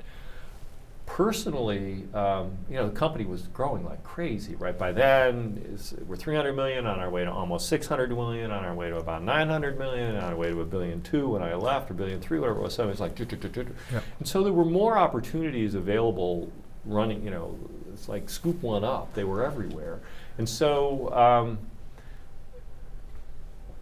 the compelling conversation was really with Joanna Hoffman. I mean, Steve called me up and said, you should do this, but then Joanna came over and seen me, and we walked around and started talking about what was going on. And no one had seen because it was very well guarded secret, the whole Mac thing, even inside of Apple, and so no one really had seen what was going on. And so they invited me into Texaco Towers, and I sort of looked in. And I said to myself, two things. In terms of the market that I was really keen on, which was driving this into the university community, and it was approachable. Yeah. It's like I could get my arms around this thing. Yeah. And it was like I could grow with that thing, whereas Lisa corporate systems, connecting to mainframes, terminal emulation, all the that to me was daunting. Yeah. And I learned it a little bit, but this thing was cute, man. It was really. And questions in two directions. Had Tripp left? Was that one of the things that made it easier? Would Tripp have tried to hold on to you, or? No, I mean, he might have already been gone. I think. Yeah, I think he left really early. He went off for EA. I think that he was gone, and he took the other guys, Hugh, or a couple of the other folks. Yeah, I think he might have been gone. Yeah. But there was no pressure that I recall. It was an easy choice. Easy choice. Yeah. And then, what do you remember about the first, the event where you were showing the Mac? Well, Burl and Andy were in there, and I remember them vividly. Steve Capps, Joanna sort of showed me around. Coincident with all of that, Mike Murray, Mike Boych, and Barbara Colkin all so the heart of the team in. Was very much in. It was so all within that period of like a couple of weeks to a month or more, because Joanna was like the first person in, and then I think Mike Murray, and then he recruited Boych, and then Barbara came soon thereafter, Colkin. She was sort of the key product manager. And she hired John Rizzo, who did hardware. She hired Buddy Colligan and Alon, who eventually they married. So, more or less the pitch was, we care about education. You care about education. We care about it. The least the folks aren't going to do that. You should come here and do that. So I was really following my passion, and to your question, sort of the research and energy that I had, my enthusiasm was around that market, what they would do with these computers. And I was taken by the people that I met, Andy Van Dam and Sproul and the guys from Stanford. Who was at Berkeley? There was a guy at Berkeley who was an important player in this. I don't remember his name. They were part of the 3M. Oh, the Consortia? Yeah. Ray Neff, maybe? Yeah, it was Yeah, I mean, there were Peter Lyman later on. Peter was at USC at the time, but he ended up at Berkeley. Michael Carter was at Stanford. Had that guy at Reed already come, who ultimately came? Oh, Richard? I hired Richard, Oh, you hired No, I hired Richard. Richard worked for me. Yeah. Nobody likes to say that. Richard, I convinced Steve to hire Richard. He wouldn't do it. It's like, same with like Norm Merowitz from Brown when Norm came out. I hired Norm at.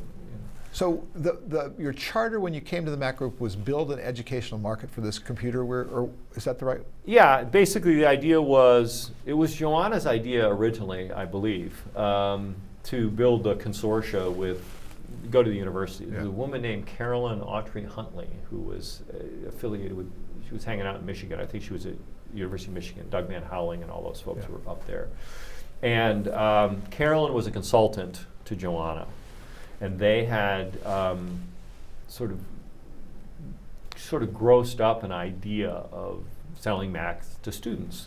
So the idea existed, and the approach I didn't think would work. And so part of when I was taken over there by Joanna and to see the machine and to listen, Carolyn was there as a consultant, to listen to what was going on, because they were selling me to come do this. And so I spent the couple hours or whatever it was, the half a day, and then Steve, like he did, would called me up, and because it was definitely phone time back then, and so what do you think, and I just said, interesting, I said, but there's three things, and I think you've heard me say this story. It's like, first, I get to undo everything you've done because I don't think it'll work. It's got to be my way. Second thing is, you help me, but only when I ask, because I knew enough. And I said, and the third thing is, I said, I'm going to have to go crazy on airplanes to pull off at scale what you want to do. And I got a young family, so you're just going to have to make sure you pay me when it's over. And so those were my 3 conditions. And he said, okay. And so how quickly did you say yes after he? I said yes. Yeah. And I said, okay. Wow. And so I made my way over. And you joined in 82. Yeah. 82. Yeah, That's really somewhere- much somewhere earlier around than I 12, realized. And so then you spent another 2 years building. Yeah, and then things slipped, right? So the schedule. So 82 it was supposed to come. When was Oh yeah, this? remember it was going to be Yeah. like tomorrow. We Yeah. were like 6 months away when Yeah. it was. Right, so I had lined up a dozen institutions Yeah. to sort of buy in. And then things slipped, and I looked at this, and I looked at Steve, and I said, "So what do you want to do?" And he goes, 2 dozen. I said, "Okay, man." So I went. I got 24. Yeah.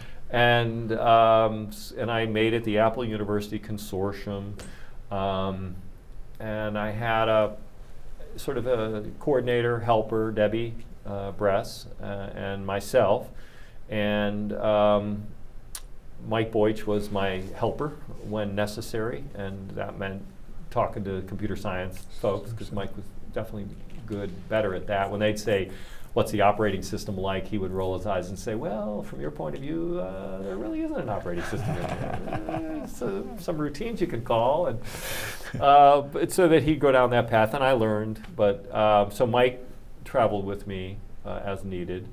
And what, from the consortium side, the thing you were building, what was their commitment as a school? Yeah. From So the premise was a 3-year commitment, during which time they would purchase $2 million worth of product that would either institutionally or flow through to students. And each one had a different approach to how they would flow through the computers to students, either through a foundation or a bookstore effort, or a nonprofit entity, or what have you. They all had their own approaches. Some were public, some were private, depending upon how they would work.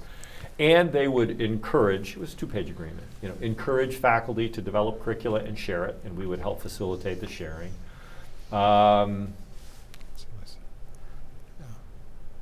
Yep. And you said That's it. Yeah, I mean, basically. So no penalty for lack of delivery, if you will, or purchase, right? Yeah. No downside, but quote unquote, because they all said, we can't promise any of these things, and I said, that's okay. We just need, your moral commitment that you'll help us do these things. Yeah. The Drexel University had been the first one to sign up to something that I actually had to undo, because Steve had promised them in a meeting before I got there that they would get a copy of a word processor and a spreadsheet, because Apple actually had distribution right to Multiplan and Word from Microsoft to the Mac.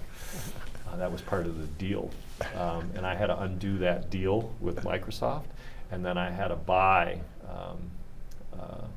a lot of Word and Multiplan to give to Drexel. Oh, wow. And Scully had to sign off on that PO because it was way over Steve's head. Yeah. And John looked at me and said, "I need to talk to the person that negotiated this deal." I said, "You work for him."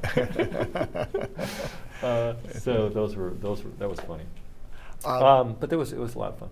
And the Mac period has been so heavily chronicled. What stands out about that period to you? What was it like to be a member of the Mac team in that period before the period that was longer than you thought it was going to be? Well, it was a fascinating period of time, obviously, for everyone who was involved. We were all, within the range of 12 months on either side of 0. We were all the same age. I mean, really, there were no adults around. Did Bill Duvall show up on your radar at all? Yeah, definitely. And he all was the C work. older. Yeah, he was a little, but he was on the outside. He was, he was building the C compiler, and so Bill and his wife Ann, I think. Who died? I don't know if you knew that. I did not know that. No, I worked with them. I worked with Andy Singer and those guys on Think Pascal, and that was the key, crux of getting it. Really, the finger in the dike. The thing that broke loose was getting Andrew and Think Pascal adopted by Cornell for instruction, because they had the largest introductory computer science class of any of the schools that we were working with. And when they said we're going to throw away what we built, because they rolled their own environments, right? It was Conway or some of the other folks at Cornell that had done all this cool stuff. And they said they were going to go with Think and use it, the interpretive Pascal with a little finger that pointed, execute. It was really cool. And the thing that I was traveling a lot to be everywhere I needed to be to make all that happen, all these institutions, flying around. And so in lots of ways, I would drop in and out. I was involved, obviously in all the retreats and the meetings and those kinds of things. And so, my antenna was always tied to, as the term evangelism was applied by that team, I think probably the first instance of it in the computer industry, talking about technical evangelism. Yeah. I was the opportunist. We got to put what we wanted on our card. So I said, okay, what are the opportunities? Okay, we're going to go evangelize this stuff. How are we going to go and take it into market? So great experiences with people in the market, great learning experiences. I remember doing things like, the guys from Dartmouth. I showed up on the campus with Mike, actually, Boych, and went to Kiewit, the computation center. And I'd already had Bill Arms. This is a good story, actually. Bill had come out. He was running the computer center at Dartmouth. And he'd come to campus. He was visiting Stanford, and he'd come to Apple's campus. And so I left him in the room with Mac in a case, the little green canvas case. And I said, I'm going to go get some drinks and go to the John. What do you want to drink? Why don't you take that out and set it up, and I'll be back in a little while. And he said, okay. So I left the room, and he unzipped it and turned it out and set it up, and he was playing when I got back. He'd never seen a Mac before or anything like that. So I got to play all those kinds of fun tricks on people and then watch their experience and play that out and then use those kinds of things. But later on, when we went to the campus, and this was for the deep due diligence, if you will, the first question out of one guy's mouth in the computer center was, he looked at the back of the machine. We took it out, and he just said, "Does this thing come apart?" And I said, "Yeah." And he goes, "Can I take it apart?" I said, "If you got the right screwdriver, feel free." So he left the room and came back in with a little hex nut screwdriver, whatever it was, and we're like ripping this thing apart. We got the disk drive hanging off the side because it's not an integrated drive by then. You're still, this is an 82, I think, and so he looks inside, and Mike and I are sitting there, and he goes, "Is that an RS-422 chip?" And we went, "Yeah." And so wait a minute, he left the room. A couple minutes later, he came back in with the manual for the RS-422 chip. And he's like looking at the manual, and he's in the corner with someone else. And then they go whisper at Bill, right, Arms. And then Bill looks at me and he goes, "We got to go for a walk." And I said, "Okay." So I leave Mike with the engineers, and Bill grabs me, and we go to the provost's office. And Ag Pittle, who ended up being the head of Case Western. Interesting. He was the provost at Dartmouth. And so we went for a walk around the green on the campus, and Bill starts talking to me, and he said, "Well, we're going to tell IBM who wants to give us PC Juniors and tell Digital who wants to give us DEC Rainbows to take their gifts and go home. And we recognize you can't give us these computers because you're just a small company. But can you give us a lab? Because we've got this grant from the Sloan Foundation, and we want to build application software that would be useful for the liberal arts, so quantitative applications for the liberal arts from the Sloan Foundation, because they're at Dartmouth College, right? And meanwhile, this is, the home of John Kemeny and BASIC, the place where they invented time sharing on these Honeywell mainframes and all this other kind of stuff. And I had learned enough from Floyd Kwame and others that I'd met along the way to sort of ask questions of people who buy from you about why they buy, because they'll tell you the truth, right? So I just said, "Well, why would you do that?" And they said, "Oh, it's very straightforward." And the provost is with us, and he said, "We're going to make sure that every student has one of these. If they don't have the money, we'll build it into financial aid."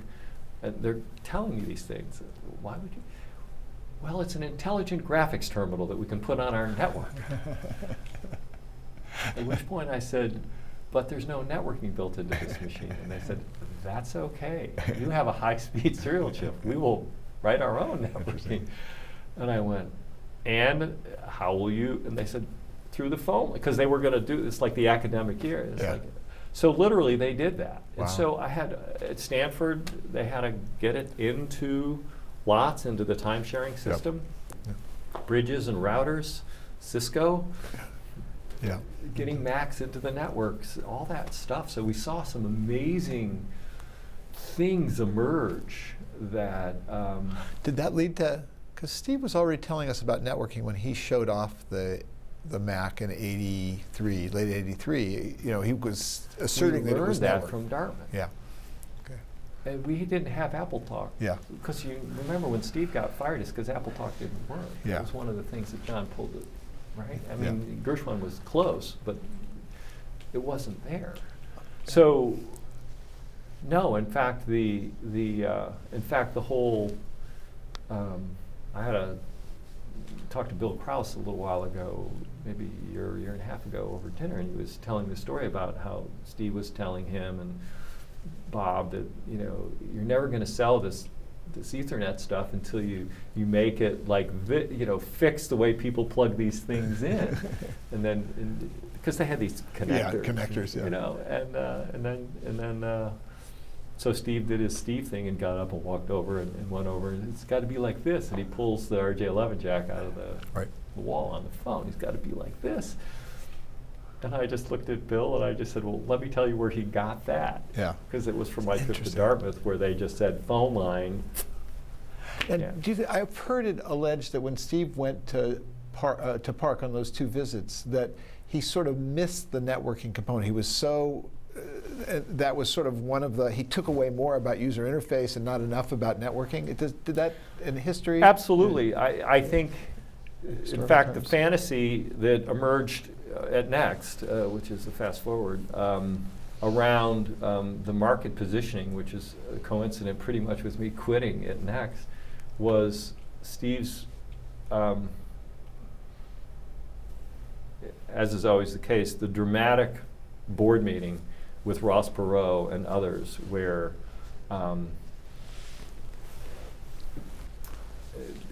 basically the IBM PC was blue, right? And that was, so we had blue, red, and green. And so blue was IBM, and that was all about Lotus 1, 2, 3 and spreadsheets. And that's what made the PC. Yeah.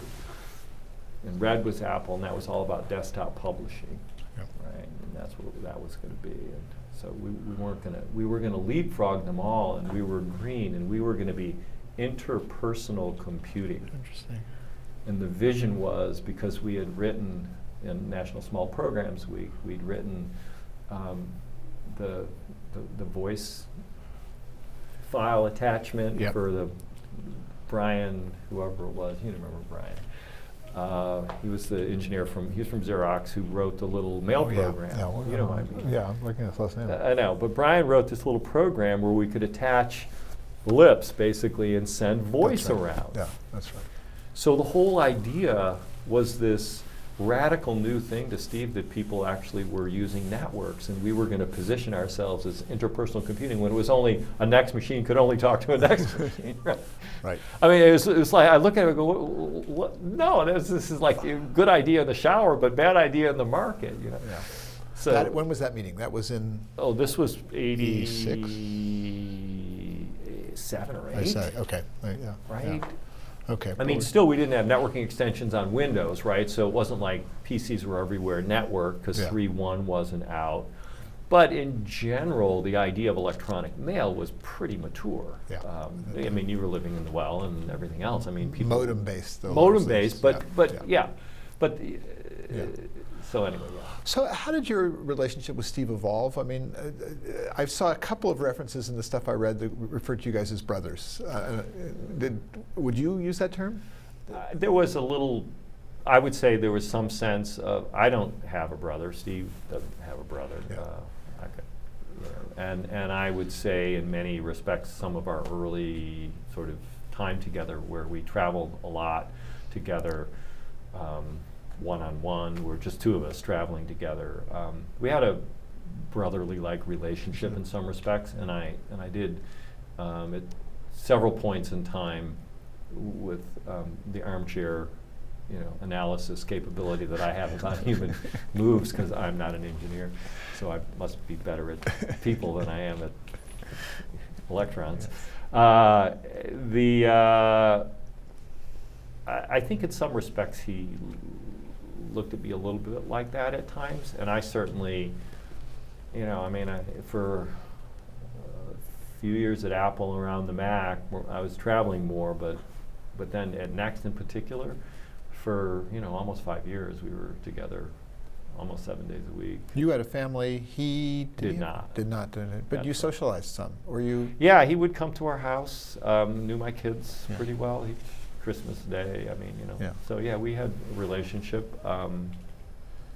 Even ironically, later on, when his mother died, I knew his father, Paul. Yep.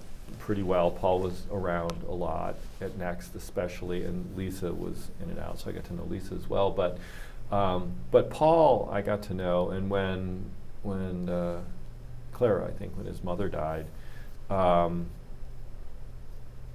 Paul remarried, and he remarried the mother of my next door neighbor across the street. So literally across the street, Steve's new stepmom, if you will, was across the street, so he would end up in the hood every once in a while there. Yeah. He was alone a lot in that period. Yeah. He and Tina had their ups and downs, and so he would come by a lot. He really was taken by our kids. He really, truly, I think, loved kids, and so we did spend a fair amount of time. And you got him into swimming, as I recall. Well, he swam in high school, or so he said. I don't know. Wanted to race me once. And did you race? We did race. I told him that I initially wasn't interested in racing unless he was willing to put up a percentage of his net worth against a percentage of my net worth. But we did race. I gave him a little bit of a handicap and toyed with him a little bit. Yeah, that's. So yes. Just dialing backwards to the Mac introduction, the highs of the Mac introduction, and the sort of the impact it had on the world and what it looked like from inside. Well, it's phenomenal time, stressful, in particular for the I witnessed it really from afar, not so stressful for me personally as much as what Andy and Caps and Bruce Horn and others who were kind of living in a conference room for the last, couple of months almost to put things together, and us getting in a limo to go to the airport and do the rollout work with the dealers and everything, and literally them running out and handing us a floppy or a tape, whatever the hell it was, it's like, okay, here's a new build. So yeah, sure, it fit on a floppy because the OS came with every app. So yeah, it was a floppy for sure. And so the rollout activity was extraordinarily energizing, and in my world I was then carrying it forward into the universities, right? So part of it was getting enough inventory to go beyond the dealer network and directly get to the universities. And because we did the introduction in January and things sort of frittered along for a while, I was really looking at summer deliveries for fall, right? For the academic year. And we actually saved, our little program, there's a few people in the field that helped me, but it was really my program at corporate, saved the company's ass on inventory penalty costs, because the dealer network topped out at about 4 units a month per dealer. It just, and the factory was running. And I think we had about 20,000 units in inventory at launch, and maybe the build rate was about that per month. About 20,000 a month, and but it took a bunch of months to get to that point. But then the ramp was going up, and they kept building, and the dealers would only take sort of replenishing their initial shipment And so all that inventory that got built, I took and put into the universities. And so we shipped, I don't know, 50,000 computers into the university community like that. Yeah. And then that gave us time seeing where the dealers were and knowing that it was going to be a burst into the academic year. You know, for the big orders where they were hard orders, they're like Drexel, you know, with 3,000, and Dartmouth wanted a couple 3,000, whatever the numbers were, et cetera. But then there was like the purchase order from University of Texas, where Charlie Warlick came to me and said, you know, I want to get my place in line, and he gave me a PO for 30,000 computers. So, when do you want those, Charlie? You know, it's like, as soon as you can get them to me, you know, it's like, you know, and they took a lot of them, but they didn't take 30,000 out and shoot. Yeah. And so over time, I'm sure they did take more than 30,000, but that period let us turn back the inventory for manufacturing ramp, because the penalty clauses, you know, and the lead time, especially those days, was immense. Yeah. So we both made a lot of money. The margins were extraordinary through that program, but I also saved the company a lot in that period. And were you aware of Steve's relations with Scully during that period? Was that something that was visible? Yeah, definitely. I mean, I was there when John interviewed. I was in a room with 3 or 4 people when John was not employed, and he came to quote unquote visit as the CEO of Pepsi and quote unquote see what we were doing under the covers that no one else had seen and all of that. But Steve, it was clear that Steve was, because John was asking questions that were very different than what a CEO of a company would have asked. He was clearly either not yet signed but yeah, so I met John then. I have a good rapport with John, actually. Yeah. Interesting, Did you have contact with him on the Mac team, or was he in and involved, or was it? No, he wasn't so involved in any of the day-to-day stuff. Yeah. He was running the business, making ends meet, and you know, all things considered, Apple IIs were saving the day, even through that period when we announced the Mac, and we did the test drive program and all of that. You know, we were driving people into the dealerships with the test drive the Mac program. Yeah. Remember the little, everybody got a driving glove? You probably got one somewhere. Yeah. And you know, and the manuals, speaking of Chris Espinosa, the little manual that sort of fluttered down versus all the books and all that introductory advertising, like come use this easy machine, test drive. But in fact, the dealers, they had mortgages to pay. And so when people walked in and they'd say, you know, I want to look at the Mac, they'd say, well, what do you want to do? And they'd say, I need to run inventory on my whatever, small business. It's like, well, let me show you this, and they take them to an Apple II. So Apple II sales went through the roof, and I think we even had difficulty making enough Apple IIs at the time because the sales went quite high. And the III was out there in the mix too. Yeah, but that was a problem, and we were shutting it down. That pretty much was being shut down. Computer I always liked a lot. It's very sad. It was great. In fact, Taylor Pullman, who was working on that one, again, I remember vividly, he spent 3 or 4 hours with me and took me through the difference between DOS and SOS, and you know, it's like, oh, these sophisticated operating systems as opposed to DOS. And so it's like, so all those folks gave me great learning curve for what was going on under the hood and how things worked. And it was a good machine, actually. It really was. And when Steve was forced out, I mean, was it a shock to you? I'd left the division by then. Oh, I didn't know. I went to work for Campbell in the sales organization, and I ran education, actually in marketing, I should say. I ran the education and marketing. There was a selling arm that was different, but I ran all K-12 and higher ed marketing. And that was, I don't know how many months after we pretty quick shipped. Okay. And so, all things considered, I was dealing with the division a lot, but when Steve got pushed, and John pushed pretty quickly, because I remember at the sales meeting that year, all the stuff they showed off at the sales meeting, there was nothing behind the curtain. I mean, all the engineers were fried, and they couldn't work. So everything that got showed off at the sales meeting was hollow, and so that's when I think John realized that there was nothing behind the curtain. And at that point, I wasn't truly surprised that John had made that move, but the Gasset coming in was a surprise. Yeah. That was definitely a surprise. And then Jean-Louis wouldn't share anything with anyone inside the company, and so that was really bizarre. So that's when Steve called me, and so I was ready to quit. Yeah. I mean, it was like. Yeah. And how did Steve approach you? What was He called me up. It was the Tuesday after Labor Day in September, and it was just one of those Steve calls. It's like, hey, Dan, Steve, how you doing? You know, I'm okay. You know, it's like, yeah. What are you doing this afternoon? Go for a walk? Yeah. Where did you walk? Do you remember where? I went to his house in Woodside. Okay. And we went up and spent a couple hours walking around, sitting, playing with Mark's dog. But it was so in line. It's striking to me how much in line it was with what you had built. You know, I mean, it was in some ways it was like a direct arrow from what you'd started at Mac. Was that part of the original vision? Yeah, absolutely. And you know, the stuff that Rich Page was building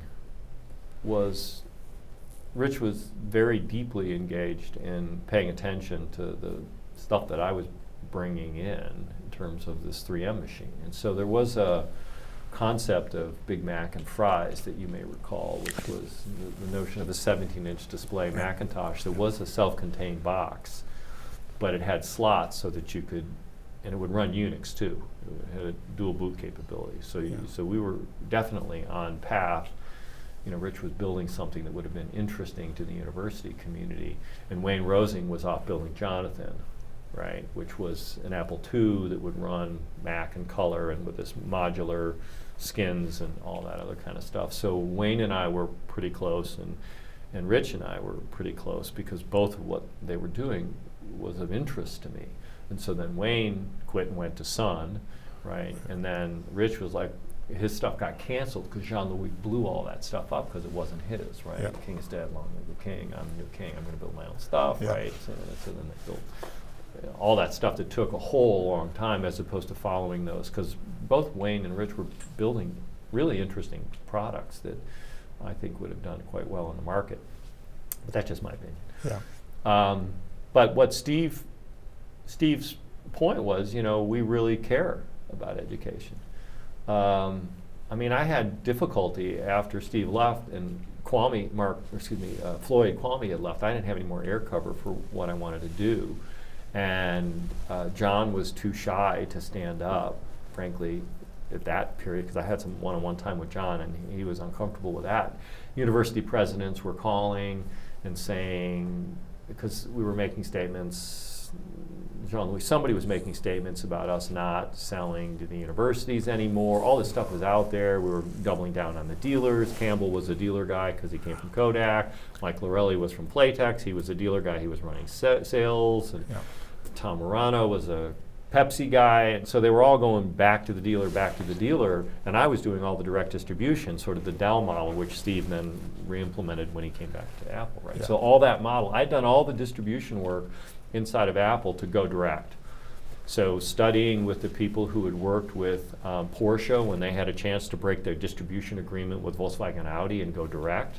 And so I'd done some work with some consultants, the guy out of Minneapolis, I can't remember his name, who had worked for the Schutz family or whoever it was, to help Porsche think about what it would mean to go direct and not have the dealer network, and how they do it with affinity groups, again, loyalty programs, how do you get your following, right? And so the whole idea was Porsche owners sell Porsches to other Porsche owners, and they were going to have distribution points, but little showrooms only. And so there were ideas, and Steve had ideas about Apple stores and things like that, even back then.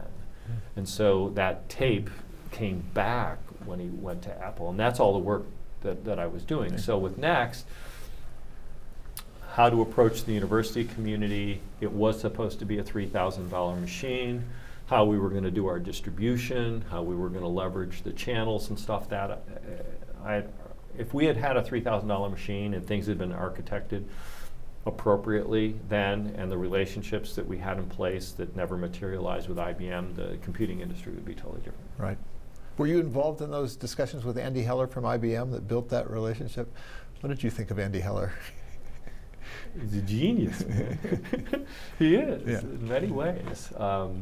Fiery and upfront and willing to be convinced, though. I mean, he was very smart. Yeah. Larry Laux was the other guy down in Austin that was doing all their POSIX and Unix stuff. Jack Keeler was the notable shepherd in the whole process. He was the vice chairman at IBM. And if that had come together, what would it have looked like, the next relationship with? Well, there was a joint logo plate designed by Paul Rand, who designed the IBM logo and the next logo. Yeah. And Alan Crow was the CFO at IBM, and he brought that out and showed it to us when they volunteered that they would be willing to manufacture and distribute our computer worldwide for us, and that they would put it on every employee's desk at IBM and run our infrastructure over profs. And this is at a period when Windows 2.0 was on the market, Right. and Apple was raising prices, and the ESA bus was blowing away the microchannel, and IBM was struggling. And so there was a period of time where the industry would have been very, very different. And we were working coincidentally at the same time with Ed McCracken and Forrest Basket on building a board, SDI board, that would have plugged into the next backplane and have been a little indie machine running in a next housing. Yeah. And so why did what kept the IBM thing from coming to fruition? Well, I quit before it actually happened, but I do know secondhand, but pretty close hand, because I maintained relationship with Jack Keeler and Bill Lowe and Jim Canavino and those guys later on. Right. Nick D'Onofrio, the last one standing at IBM in terms of that regime. And what they had wanted to do and why they walked away. But IBM never shipped anything that ran next up. And the reason was because Steve wanted to renegotiate the deal and get more money out of them. And they thought kind of version 2.0 would have been just them providing a little input and then just like customers do, getting the new versions as appropriate. Yeah. And so things blew up. Yeah. And I got the sense that for whatever the reasons that the next didn't sort of track where you guys wanted it, Steve blamed you. No. So that wasn't. What did I read that suggests that? Why did you leave? We had 120 million or so in the bank, and it was glaringly obvious to me that he was going to burn through all of it in about 12 to 15 months, and there would be no stopping him.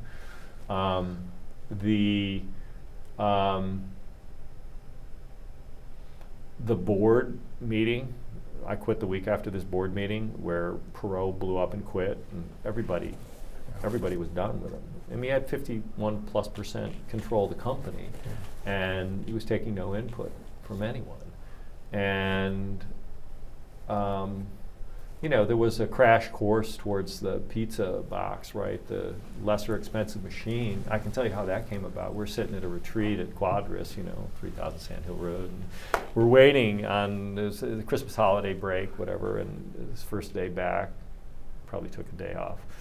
And, we're sitting around and we're all waiting for Steve to show up, right? And so it's basically the founders of the company and a few other people probably. And we're waiting, and Steve comes in, and he's morose. Things aren't going well. Remember, we had version 0.8, version 0.9, and then version 1.0 coming, right? And that was a 6-month period during which we did all those things. This is in the middle of it. And, and I'd agreed with Bud, who's running software, that given the supportability issues, that we would only sell 2,000 computers before we had a 1.0 version that could actually be supported, and we could train someone, Business Land and others, to actually provide support infrastructure. So we're well on our way to that. People wanted to buy these machines because they could run Unix, Berkeley Unix, and all this other kind of stuff. And there was a mock kernel in there to play with and all that, interface builder, and we had bundled Sybase with every machine, right? So there's a database, real relational database core inside of every machine, and lots to do and explore. We had Mathematica. We've been working with Stephen Wolfram. We had digital library stuff, right, that Michael Hawley had done. We had all this stuff from Stanford, the Karma stuff, CCRMA stuff, around all the music synthesizer stuff. Rob Poor and these guys had built these kits. So I mean, we had all this stuff to play was really, really interesting. So we could sell a lot of it. But when Steve came in and he was sort of, morose, and he was down, and I was sitting there and I sort of said, we built this company to sell a $3,000 computer. We have a $10,000 computer. Yeah. Why don't we think about designing a $3,000 computer that people could use and that our market could afford to buy? Damn, that's a good idea. Let's do that. And so Rich and George and Steve, a whiteboard show up, and all of a sudden it's like, okay, how do we skinny this thing down? How do we build it with a hard drive? Of course we had a hard drive in there, but how do we do this? And meanwhile, Sun was taking the cake with Spark and all the other stuff that they were doing, because they knew. But we had a distribution model that if we would have had a $3,000 box, you got to realize Sun had, they were about 400 million, right? They'd just gone public. And lean to your left. Oh, I'm sorry. And in their annual report, because this is what I was studying, they had a pie chart that showed all the segments that they sold to. And there was no one segment that was more than like 16% of their sales or something, but not even 20%. So lots of segments that they were selling to. For the most part, they were selling their hardware to an OEM who was bundling software on top and physically delivering the hardware and the software together, whether it was Frame or Interleaf or these CAD machines, all this other stuff, right? Kodak was selling their machines, AT&T, everybody was bundling. So what we were doing is cherry picking all the software on top, getting those guys to migrate, have Business Land push the distribution out. All they would have to sell is their software. Right. So their cost of sales would change. They wouldn't have to carry inventory, and we could build the order with our factory. So I was going to disassemble Sun's entire channel play. Yeah. They would get all the IP, all the software, because we always knew it was the software, right? But then you just push the boxes out. So if we would have been able to play that out in a reasonable way with a reasonably performant machine that was less money, where they could sell their software for $10,000 a copy, as opposed to having to carry inventory, and then have IBM be pushing an Intel machine, which they were building into the retail channel, which is where they wanted to go, it would have been very different. And you just couldn't reach the price quickly enough. No, and then, and that goes to all the stories, some of which I've said about the paint job, The cube itself was supposed to be burdened, fully finished, ready to have the board stuffed in. It was supposed to cost $50, right? The paint job cost $50. And it was a magnesium thing pressed by one, it's like. And did you try to reason with Steve on that? Oh, of course, of course. It was insanity. Yeah. It's just, that's pathological, you know. I mean, another story, so when we finally concluded that it wasn't going to be the magneto-optic drive in every machine and your world in a backpack, whatever it was, the whole thing, mainframe on a chip, all that stuff, we put a hard drive in every machine. And they were 400 megs or whatever, right? And 360 formatted or whatever it was. And it was Maxter, HP, and Seagate. Maybe there were like 3 manufacturers that you could pick from.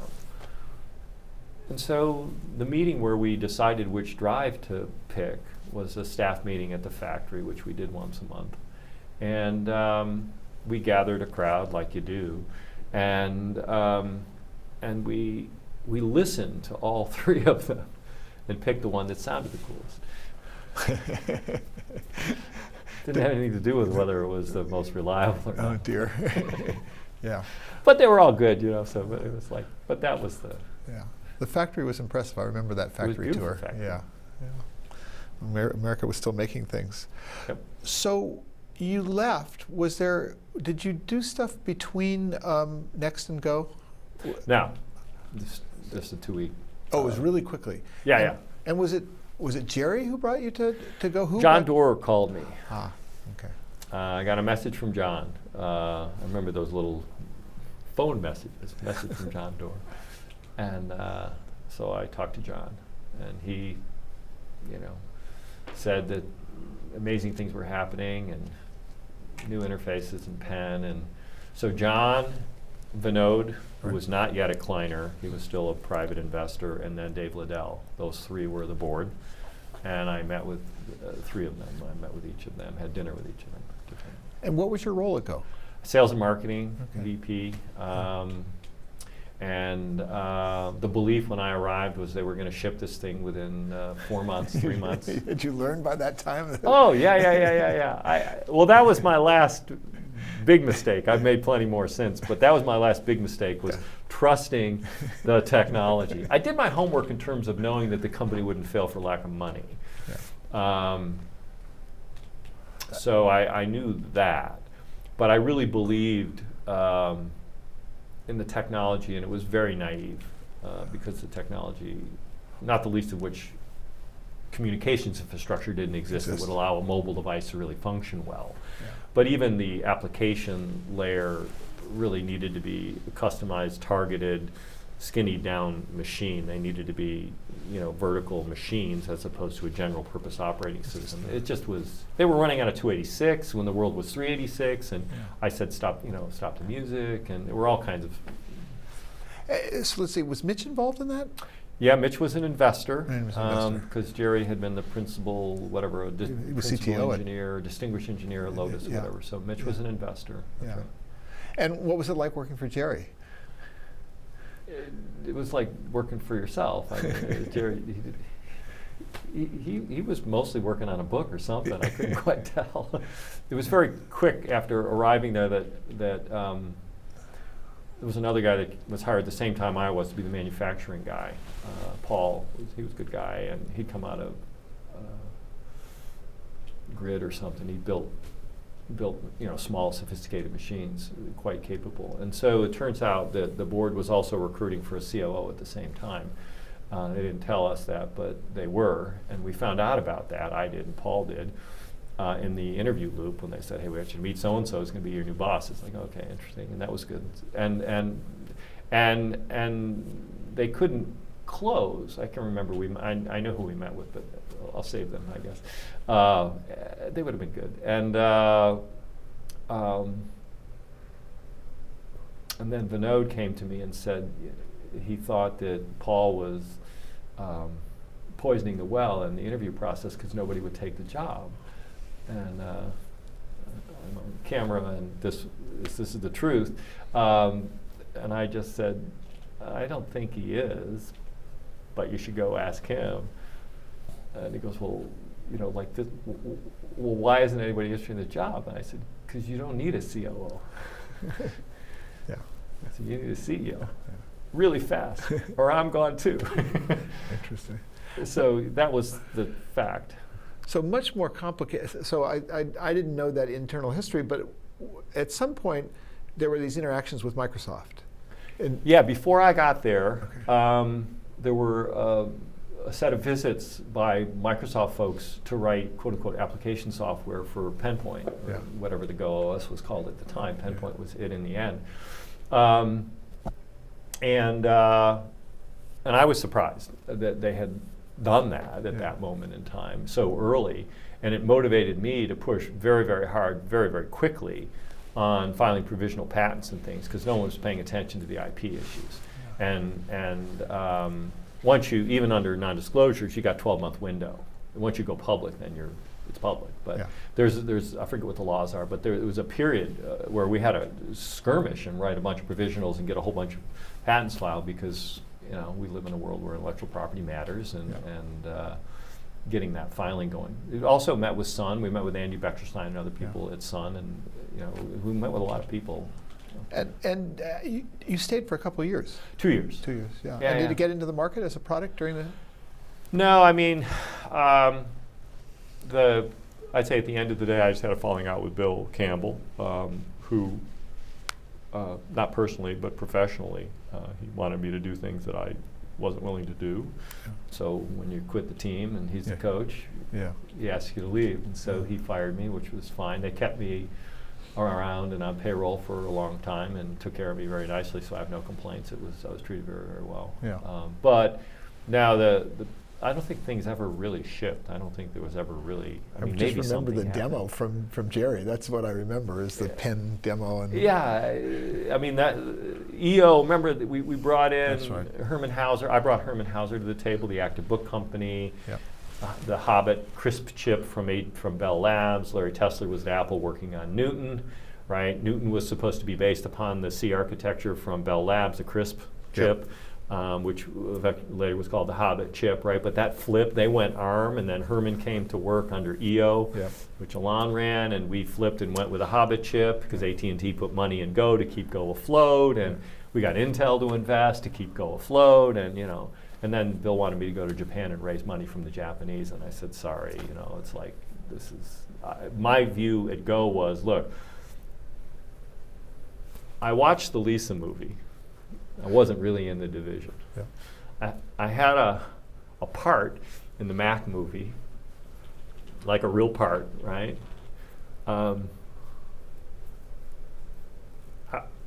I conceived of and was sort of like a producer on the next game. Here I am at Go.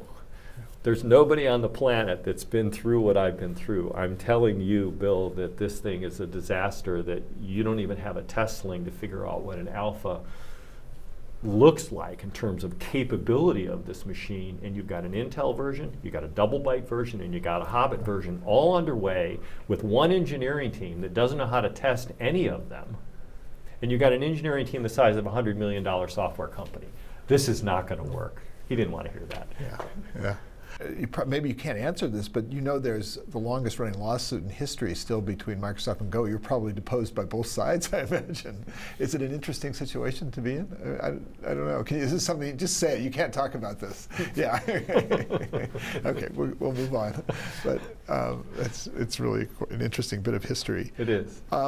So after Go, there were a couple of stops. I did a couple little startups. Pulled by Kids Software again, educational software, a little one called KidSoft, which we ended up, Hearst Corporation invested in it. We had the Good Housekeeping brand, but not the seal of approval because there's legal ramifications there. And a little bit of consulting work during that period as well. And then I ended up running a company that was mapping intellectual property. Was that your first CEO position? Yes. First time I ran a company. Origin. It was with Origin, and there it was basically taking patent data from the primary world's patent offices, US, European, and Japanese, and normalizing the data in a way that you could map it against business and business strategy issues. So the whole premise was Documentum was a blossoming company for document creation and workflow for FDA approvals and all kinds of stuff. So there was real money in document creation, workflow, Interleaf, and those kinds of companies. We were focused on immutable documents, things that wouldn't change, where the key, the cornerstone, the system, the record that mattered was the patent record. So all the prior art work, the whole prosecution workflow issues we were going at, et cetera, but most importantly was the visualization of the interconnections among patent assets and how they related to both your P&L as a company and also to your cross-licensing relationships or your go-to-market situations. So your P&L would mean you could get rid of the things that didn't matter to your current product lines and save the maintenance fee, so you could save money.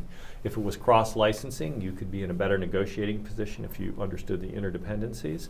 Or if it was clearing a market opportunity, like with drugs, you could use, where the patent is the product, if you will, you could use competitive intelligence and related information from the web to track your competitors' behaviors, et cetera. So it was a fascinating sort of systems level business that in the end was purchased by Thomson. They owned Derwent at the time and had a lot of, it was LexisNexis and Thomson were the two big You were girls. there for 5 years. Almost 5 years, And that's it's right. interesting to me, it's sort of the heartland of the .com area. I know. You were sort of It was, I know. I often think about that. Not often, but I have thought about it. But it was a real business. You were building it was business to business. We were building a business to business. We had 5 different revenue streams. You know, some of the board members, we had TCV, we had Battery, we had real investors. Reuters and SAP were direct investors. SAP Ventures, you know, it's like mapping it to their MRP systems and everything. You know, and some of the people were saying, you know, it's like, give it away for free. It's like, you know, so we were building sort of a real business. I had a falling out with the founders. They bought me out. So in the end, I did okay. But in many ways, you know, ironically, when I look back, the historical context, the sales team that I had at Next became the sales team at Netscape. So my direct report became the VP of sales at Netscape, pulled his whole crew from Next basically, and they became the sales arm for Netscape. And then similarly, you know, on the marketing side, a lot of the marketing folks that I had, some at Next and then some from Go, went on to Netscape. Mike Homer took over the marketing. I had sales and marketing when I left there, and then a lot of the team members of the marketing organization, even Omid Kordestani went to Google in the end to be the first business guy, and he's back again now. Omid was very briefly on my team at Go as well, so we had incredibly talented people.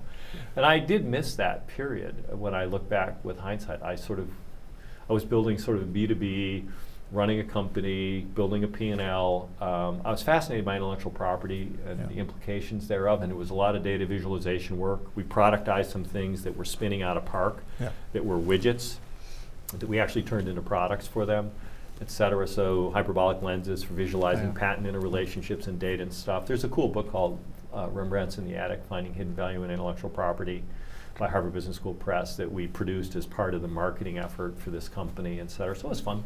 Yeah.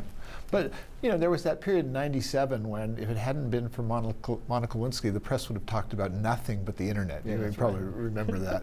And did you feel like you were in a safe harbor? Did you feel like you were sort of out of the mainstream? Did you ever feel like you were missing something, I guess? Or I was having fun doing it. I was learning a lot, and I was fascinated by the intrigue. I actually I didn't think the business would be a standalone IPO style business. I thought we would build it to sell.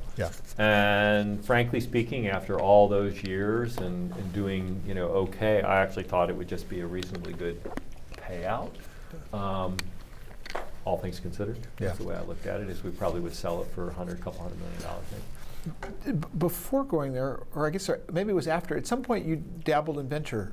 Well, afterwards, I spent some time thinking about what I wanted to do. I talked to friends in the venture business. It was not a good time. The bubble had burst. That's right.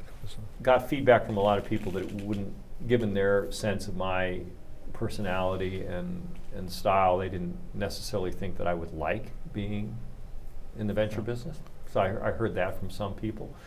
I did some work with then what was SoftBank Ventures, which eventually became Mobius, with Brad Feld and Heidi Royson and Rex Golding. Wasn't Greg around, Galanos? Greg Galanos was around. In fact, Danger was spinning up, and I met with Andy, and frankly, Andy wanted me to be the CEO or president at Danger, to work with him at Danger. I spent a bunch of time with Danger, which in the end, Microsoft bought. But I got to know Andy pretty well. And so I helped them mostly with, they were cleaning up companies that they'd financed that weren't making it, because they had to clean that stuff up.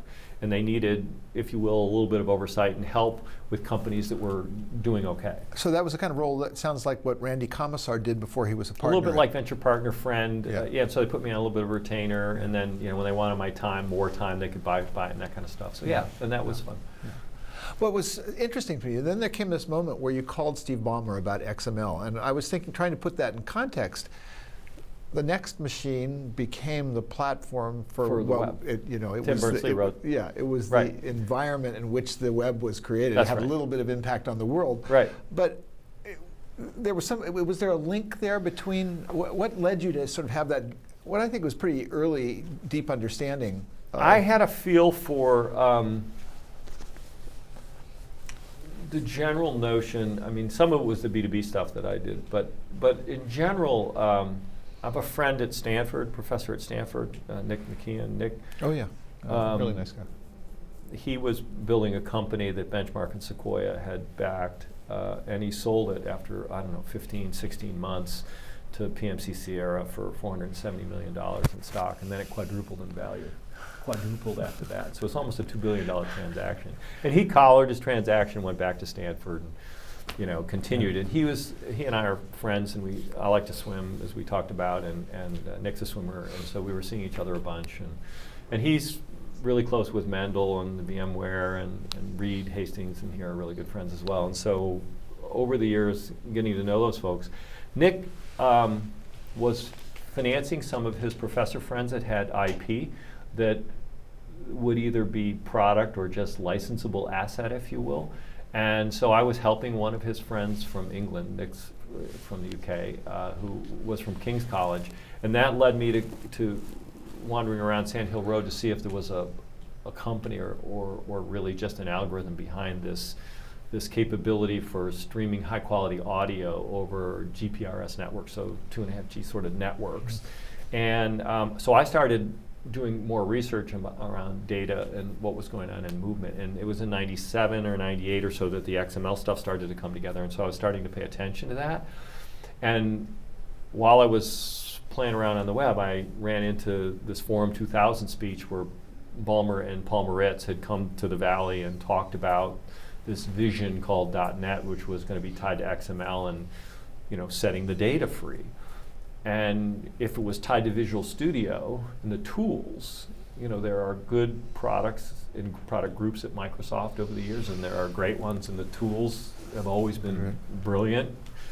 And so given that, I sent Steve an email and said, if you're serious about this .NET initiative and XML and data interoperability, I think the venture and startup community would be interested in working with Microsoft.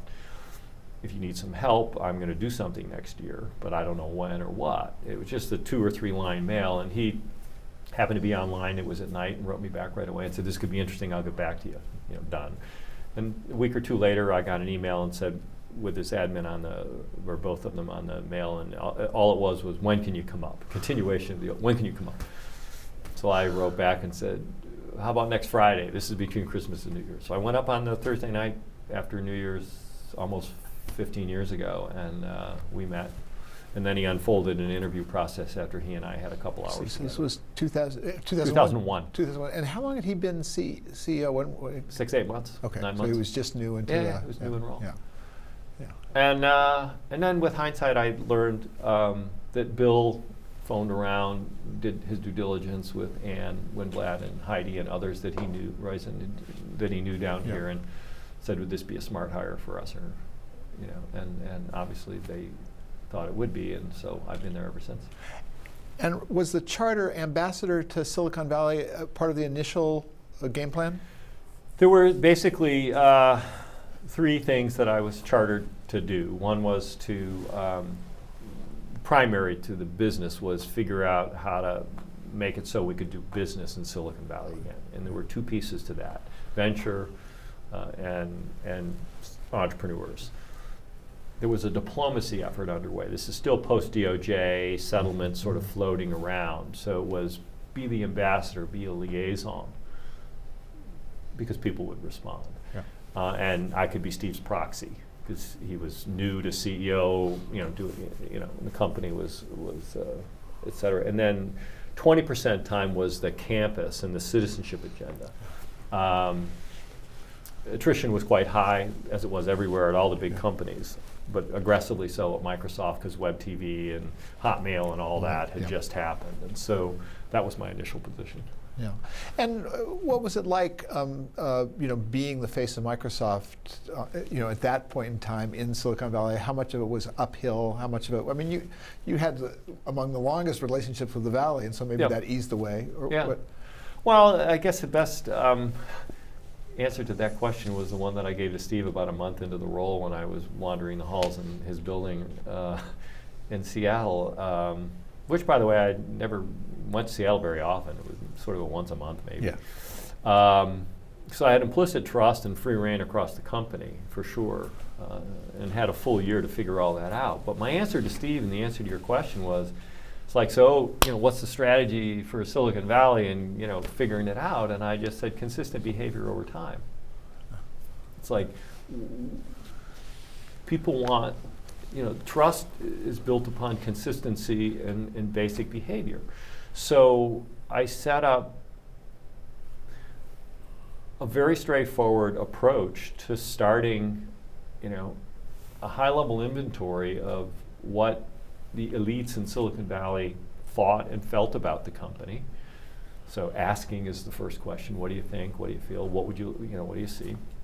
And then set up a mechanism to be responsive.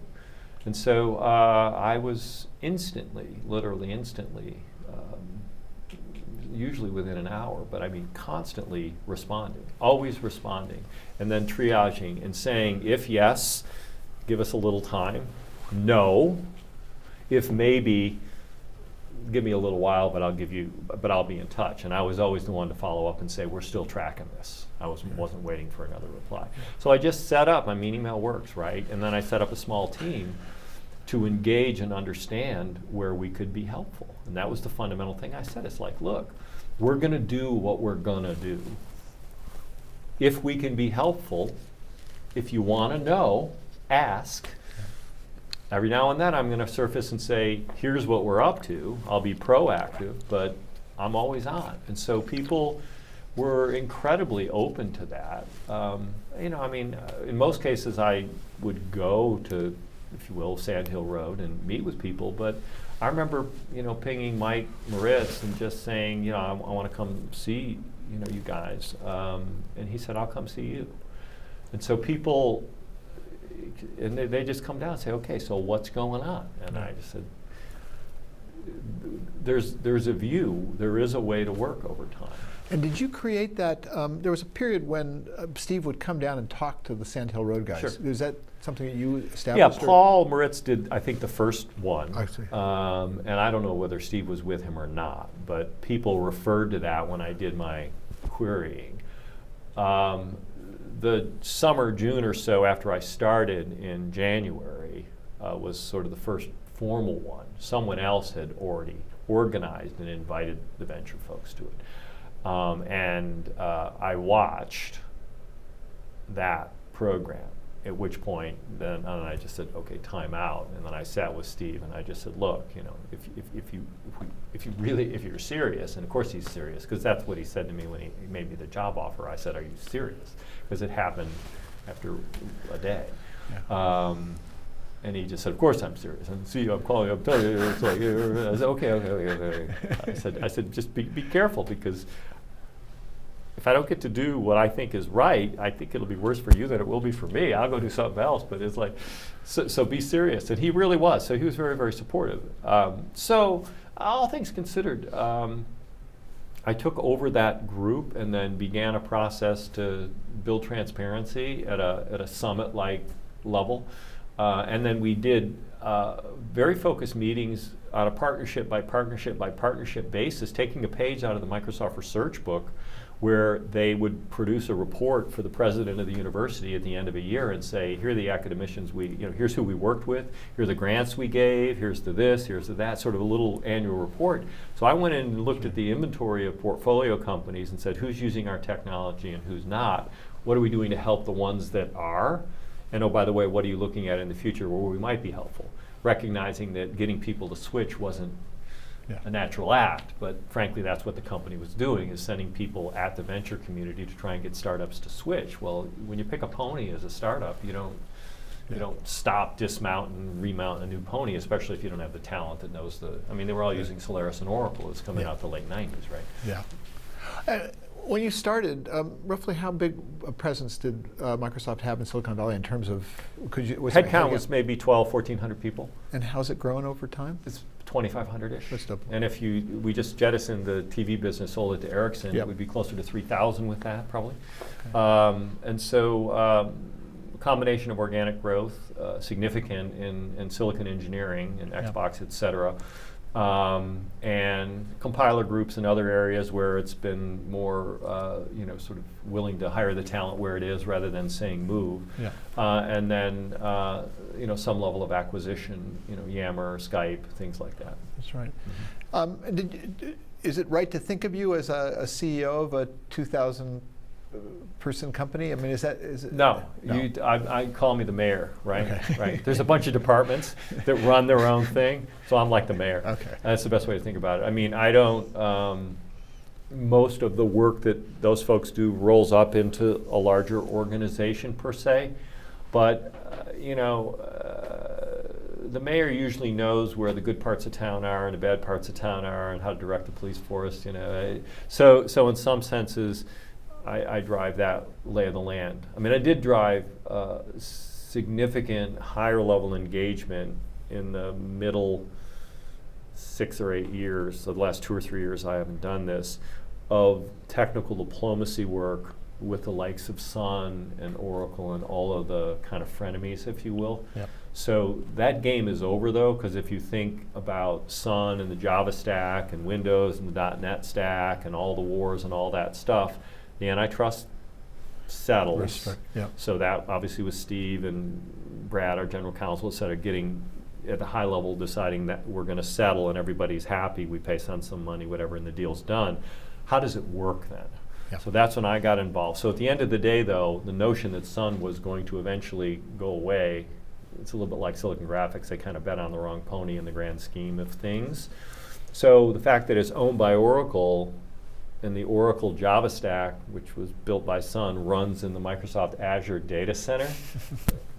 Blame me, right? Yeah. Over time, 6, 7 years of making sure that as the industry dynamics played out, that we were in a position to do business with everybody. That's what I worked at. Yeah. We're getting near the end, and I wanted to sort of ask some. Since your career basically spans the history of Silicon Valley in some sense, or the modern. So, it's changed so much in so many ways in the 3.5 decades that you've been involved, including geographically. I mean, Richard Florida did this fascinating study where he geolocated the investments, and if you geolocate them, the center of Silicon Valley is now at the foot of Potrero Hill, which is probably about right. Striking to me. Equal amount of money in both places, but it's right at the edge of San Francisco. Yeah, that's right. What's your sense of the? I mean, are there big takeaways about how the valley's evolved that strike you? Yeah, I mean, in the first 25 plus years, it's like these big cycles in the quote unquote microprocessor,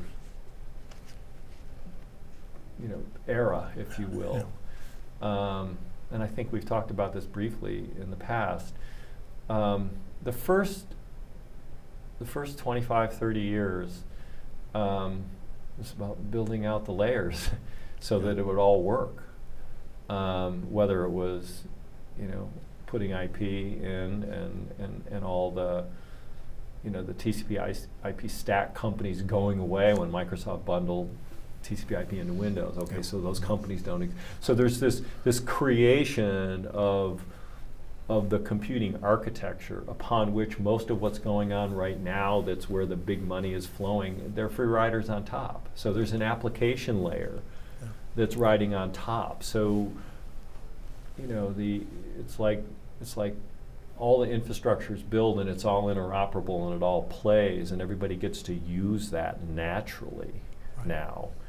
And so I think where we are now, the most interesting thing, which is where I'm doing my work now that I really find fascinating, is that it's the flow of data cross boundary lines, whether it's industrial boundary lines, whether it's you, the person, to the healthcare industry, or whether it's geopolitical boundary lines between us and the Germans, or us and the Russians. So there's a new set of policies and interoperabilities and a new ecology emerging that's not 7 layers of the ISO stack to get the transport up to the application, physical layer to the application layer. So I think we're going to, in the next 15 years, pick a number, but 15, 10, we're going to see, the microprocessor will always be important, but so much of it's going to fade into the fabric of literally what we wear, the environments within which we see ourselves and are presented. And pick a term, Satya, our new CEO, talks about ambient intelligence. People talk about however you want to think about it. Computing will come to you. You won't go to it. Yeah. And so, in that sense, I think we've reached this stage where it's really fascinating to participate in it. But the thinking, the architecture, the company creation, the model of businesses and how they evolve, it's new, it's different. It's fundamentally different than anything that I experienced in the first 30, 35 years of this business. Yeah. So it's fascinating, but it's very different. Have you gotten a HoloLens demo yet?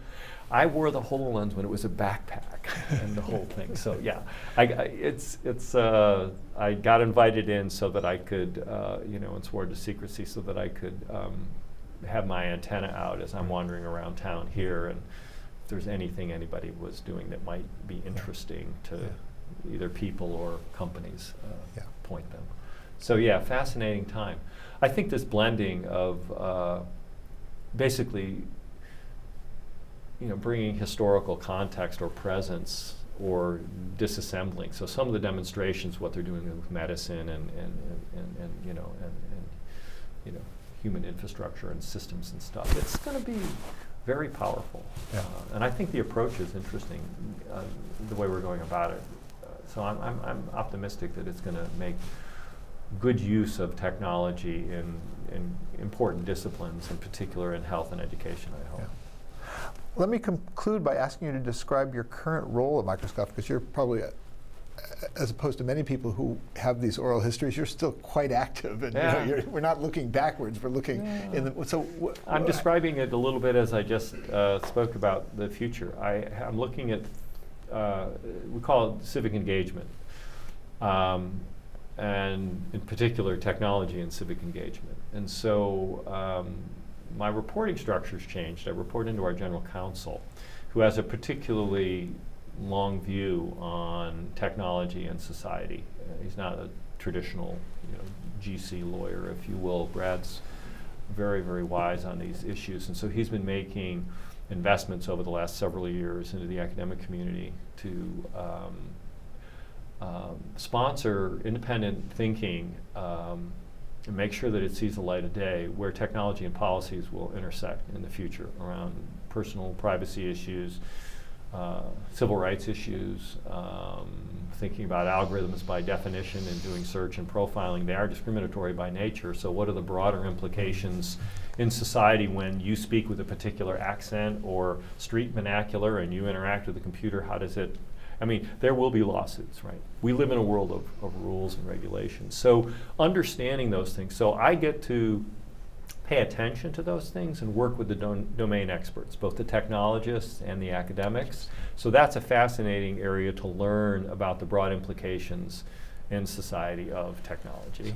In some ways, you've come all the way back to your political science training. I like that part, because that's what's fun. So now it's about social and technology emerging, because the next level down from the academic work is experiments in big metropolitan areas to make cities livable. So we're working in Chicago and other big cities. They're our first city at the moment to go aggressively big with. And then lastly, a little bit on electioning. So how do we coalesce all of our company assets on presidential election level engagement? So that's really down to micro-targeting, but also sort of a civil society and the technologies that are inherent in what's going on, at least in open societies today. So it's a fascinating portfolio that, my interest is definitely peaked, and it does take me back to my earliest interests. Yeah. So I feel like I'm in the briar patch. Yeah.